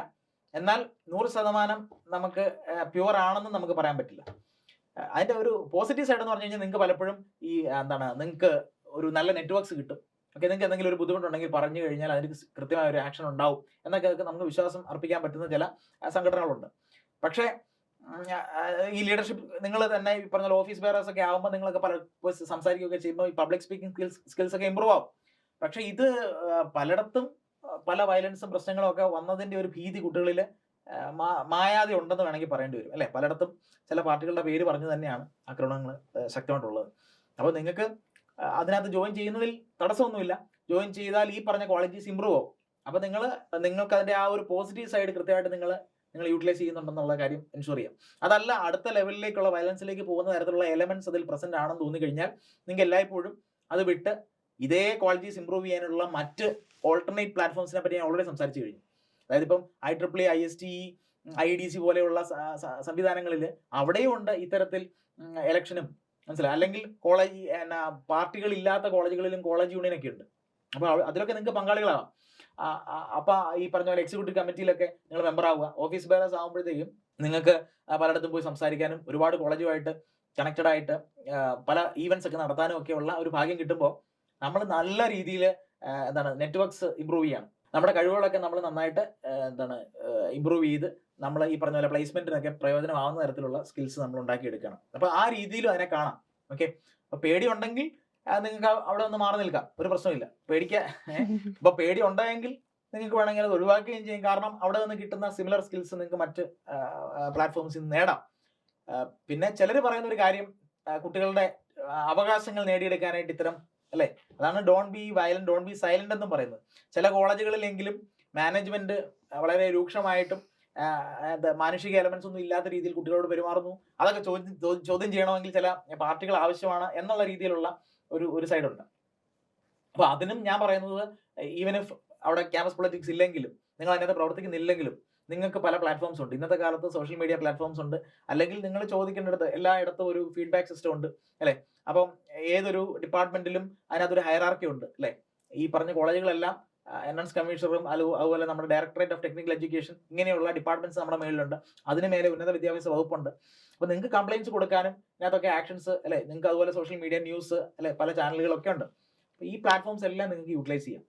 ഓക്കെ, ഇപ്പൊ പഴയ പോലെ ഒരൊറ്റ ചാനലിലൂടെ മാത്രമല്ല ഇതെല്ലാം സംഭവം നടക്കുക. പല റൂട്ട്സ് ഉണ്ട്, ഓൾട്ടർനേറ്റ് റൂട്ട്സ് ഒരുപാടുണ്ടെന്ന് മനസ്സിലാക്കുക. അപ്പം പേടിയാണ്, താല്പര്യമില്ലെങ്കിൽ അതിനൊന്നും ചേരേണ്ട കാര്യമില്ല. ആരും നിർബന്ധിക്കാൻ നിങ്ങളെ വരില്ല. നിർബന്ധിക്കാൻ വന്നാൽ അതും റാഗിങ്ങിന്റെ പരിധിയിൽപ്പെടും. അപ്പൊ റാഗിങ്ങിന്റെ തരത്തിലുള്ള ആക്ഷൻസ് ഒക്കെ അവർക്കെതിരെ എടുക്കാനായിട്ട് സാധിക്കുകയും ചെയ്യും. ഓക്കെ, അപ്പൊ നിങ്ങളുടെ ഒരുവിധം സംശയങ്ങളെല്ലാം തീർന്നു ഞാൻ വിചാരിക്കുന്നു. എല്ലാ സംശയങ്ങളൊന്നും തീർന്നിട്ടുണ്ടാവത്തില്ല. ഇനിയും ചിലപ്പോൾ നിങ്ങൾ ചോദിക്കാത്ത സംശയങ്ങളുണ്ടാവും, ഓർക്കാത്ത സംശയങ്ങളുണ്ടാവും. ഇത് കണ്ടുകൊണ്ടിരിക്കുന്നവർക്ക് അതിനപ്പുറം ചിലപ്പോൾ സംശയങ്ങളുണ്ടാവും. ഈ പ്രോഗ്രാം തീരുമ്പോഴും ചിലപ്പം ഫോൺ നോക്കിക്കഴിഞ്ഞാൽ കുറെ അധികം സംശയങ്ങളുടെ ലിസ്റ്റ് മെസ്സേജ് വന്നിട്ടുണ്ടായിരിക്കും. അപ്പോൾ നിങ്ങളോടൊക്കെ എനിക്ക് പറയാനുള്ളത്, ഇനിയും സംശയങ്ങളുടെ ഡിസ്കഷൻസ് നമുക്ക് ആവാം അല്ലെ. നമുക്ക് പറ്റുന്ന രീതിയിലുള്ള ആൻസേഴ്സും അല്ലെങ്കിൽ മുന്നേ നടന്ന ആൾക്കാരെന്നുള്ള രീതിയിലുള്ള എക്സ്പീരിയൻസസിന്റെ ബേസിസിലുള്ള ഒരു സംസാരവും വർത്തമാനങ്ങളും നമുക്ക് ഇനിയും ആവാം. ഇനി ഇതുപോലത്തെ പോഡ്കാസ്റ്റുകൾ നമുക്ക് സംഘടിപ്പിക്കാം. അപ്പൊ ഈ കണ്ടോണ്ടിരിക്കുന്നവർക്കും ഇതുപോലെ വന്നിരുന്നിട്ട് സംശയങ്ങൾ നേരിട്ട് ചോദിക്കണമെങ്കിലും നിങ്ങൾക്ക് ആവാം. നിങ്ങൾ കമന്റ് ചെയ്യൂ, നിങ്ങളുടെ സംശയങ്ങളും കമന്റ് ചെയ്യൂ. നിങ്ങൾക്ക് ഒരു ഡയറക്റ്റ് ഇന്ററാക്ഷൻ താല്പര്യം ഉണ്ടെങ്കിലും നിങ്ങൾ കമന്റിൽ അത് അക്കാര്യം അറിയിക്കൂ. കൂടാതെ നിങ്ങൾക്ക് ഇപ്പോൾ ഫസ്റ്റ് ഇയർ തുടങ്ങുകയാണ്, നിങ്ങളുടെ സബ്ജക്ട്സിലേക്കൊക്കെ നിങ്ങൾ കയറണം. ഫസ്റ്റ് ഇയറിൽ നിങ്ങൾ കുറെ അധികവും കോമൺ സബ്ജക്ട്സ് ആയിരിക്കും പഠിക്കുക. അപ്പോൾ നിങ്ങൾക്ക് ഒരു ഓവറോൾ എഞ്ചിനീയറിംഗ് ഒരു അവബോധം ഉണ്ടാകുക, ഒരു ബേസിക് റിക്വയർമെന്റ്സ് എല്ലാം നിങ്ങൾ ഫുൾഫിൽ ചെയ്യുന്ന ലെവലിലേക്ക് നിങ്ങളെ ബ്രിഡ്ജ് ചെയ്യുക എന്നുള്ളതാണ് ഫസ്റ്റ് ഇയർ കോഴ്സിന്റെ ഉദ്ദേശം. പതുക്കെ പതുക്കെ നിങ്ങൾ നിങ്ങളുടെ കോർ ഏരിയയിലേക്ക് കയറും. ഞാൻ പറഞ്ഞത് അപ്പോൾ ക്രെഡിറ്റ്സ് ഒക്കെ നോക്കുക, കൂടുതൽ പ്രാധാന്യമുള്ള വിഷയങ്ങൾക്ക് പ്രയോറിറ്റി കൊടുത്ത് പഠിക്കുക. അതിനൊപ്പം പല രീതിയിലുള്ള അപ്സ്കില്ലിങ് ചെയ്യുക. നിങ്ങൾ ഏത് ഇൻഡസ്ട്രിയിലോട്ട് പോകാനാണോ ആഗ്രഹിക്കുന്നത്, ഇൻഡസ്ട്രി എല്ലാത്തിനെയും പറ്റി ആദ്യം മനസ്സിലാക്കണം. പ്രജുഡിസോടെ മുൻവിധിയോടെ തീരുമാനിക്കരുത്. എല്ലാ ഇൻഡസ്ട്രിയെ പറ്റി മനസ്സിലാക്കുമ്പോഴത്തേക്ക് നമുക്ക് അതിൽ എവിടെയാണ് നന്നായിട്ട് പെർഫോം ചെയ്യാൻ പറ്റുക. ഓരോ വ്യക്തികളും ആഫ്റ്റർ ഓൾ ഡിഫറൻ്റ് ആണ് അല്ലെ, ഓരോരുത്തർക്ക് യൂണീക്ക് ആയിട്ടുള്ള ചില ടാലൻസ് ഉണ്ട്. നിങ്ങളെല്ലാം ഓരോരോ എലമെന്റ്സിൽ ഡിഫറൻ്റ് ആണ് അല്ലെ. നിങ്ങളുടെ പാഷൻ, നിങ്ങളുടെ കോൺഷ്യൻഷ്യസ്നെസ്, നിങ്ങളുടെ എക്സ്ട്രാവേർഷൻ, നിങ്ങളുടെ ന്യൂറോട്ടിസിസം, നിങ്ങളുടെ ബിഹേവിയറൽ ട്രേറ്റ്സ് എല്ലാം ഡിഫറൻ്റ് അല്ലെ. അപ്പോൾ അതൊക്കെ ഡിഫർ ചെയ്തിരിക്കുന്നത് കൊണ്ട് തന്നെ നിങ്ങൾ എല്ലാവരും ഒരേ ജോലിക്ക് സ്യൂട്ട് ആയിരിക്കത്തില്ല. ഓരോരുത്തർക്കും പറ്റുന്ന, നിങ്ങൾക്ക് യുണീക്ക് ആയിട്ട് ഇഷ്ടപ്പെടുന്ന, നിങ്ങൾ നന്നായിട്ട് സാറ്റിസ്ഫൈങ് ആയിട്ട് നിങ്ങൾ എൻജോയ് ചെയ്ത് ചെയ്യാൻ പറ്റുന്ന ചില ജോലികൾ അത് ഡിഫറൻ്റ് ആയിരിക്കും. അപ്പോൾ അത് കണ്ടെത്താനുള്ള ഒരു ആത്മാർത്ഥമായ ശ്രമം നടത്തുക. ആ ഇൻഡസ്ട്രിക്ക് വേണ്ടുന്ന സ്കിൽസ് എന്താണെന്ന് മനസ്സിലാക്കുക. എന്നിട്ട് അത് ഈ 4 വർഷത്തിലുടനീളം ആ അപ്സ്കില്ലിങ് ചെയ്തുകൊണ്ടിരിക്കുക. അപ്പോൾ നിങ്ങൾക്ക് തെറ്റ് പറ്റിയിട്ടില്ലെന്ന് തന്നെയാണ് ഞാൻ വിചാരിക്കുന്നത്. കറക്റ്റ് റൂട്ടിൽ തന്നെയാണ് നിങ്ങൾ വന്നിരിക്കുന്നത്. ഓക്കെ, അപ്പോൾ 4 വർഷം നന്നായിട്ട് പഠിക്കുക. അപ്പോൾ എല്ലാ ആശംസകളും ഭാവുകങ്ങളും നേരുന്നു. മുന്നോട്ട് നിങ്ങൾക്ക് എന്ത് സംശയങ്ങൾ വന്നാലും കോൺടാക്ട് ചെയ്യുക. ഏത് വിഷയത്തിൽ, ഏത് സബ്ജക്റ്റിൽ എന്തെങ്കിലും ബുദ്ധിമുട്ട് നിങ്ങൾക്ക് തോന്നിക്കഴിഞ്ഞാൽ നമ്മുടെ പക്കൽ ഒരുപാട് എക്സ്പേർട്സ് ഉണ്ട് നമ്മുടെ കയ്യിൽ. അപ്പോൾ അവർ നിങ്ങളുടെ സംശയങ്ങൾ തീർത്തു തരാം, ടെക്നിക്കലി അക്കാഡമിക്കലി ഒക്കെ. ഓക്കെ, അപ്പോൾ മുന്നോട്ട് വളരെ നല്ല എഞ്ചിനീയേഴ്സ് ആയിട്ട് രാജ്യത്തിന് ഒരുപാട് അഭിമാനം തോന്നുന്ന ലെവലിലുള്ള പ്രകടനങ്ങൾ അല്ലെങ്കിൽ പെർഫോമൻസ് നേട്ടങ്ങളൊക്കെ നിങ്ങളുടെ ഭാഗത്തു നിന്ന് ഉണ്ടാവട്ടെ എന്ന് ആശംസിച്ചുകൊണ്ട് നിർത്തുന്നു. നന്ദി. Thank you.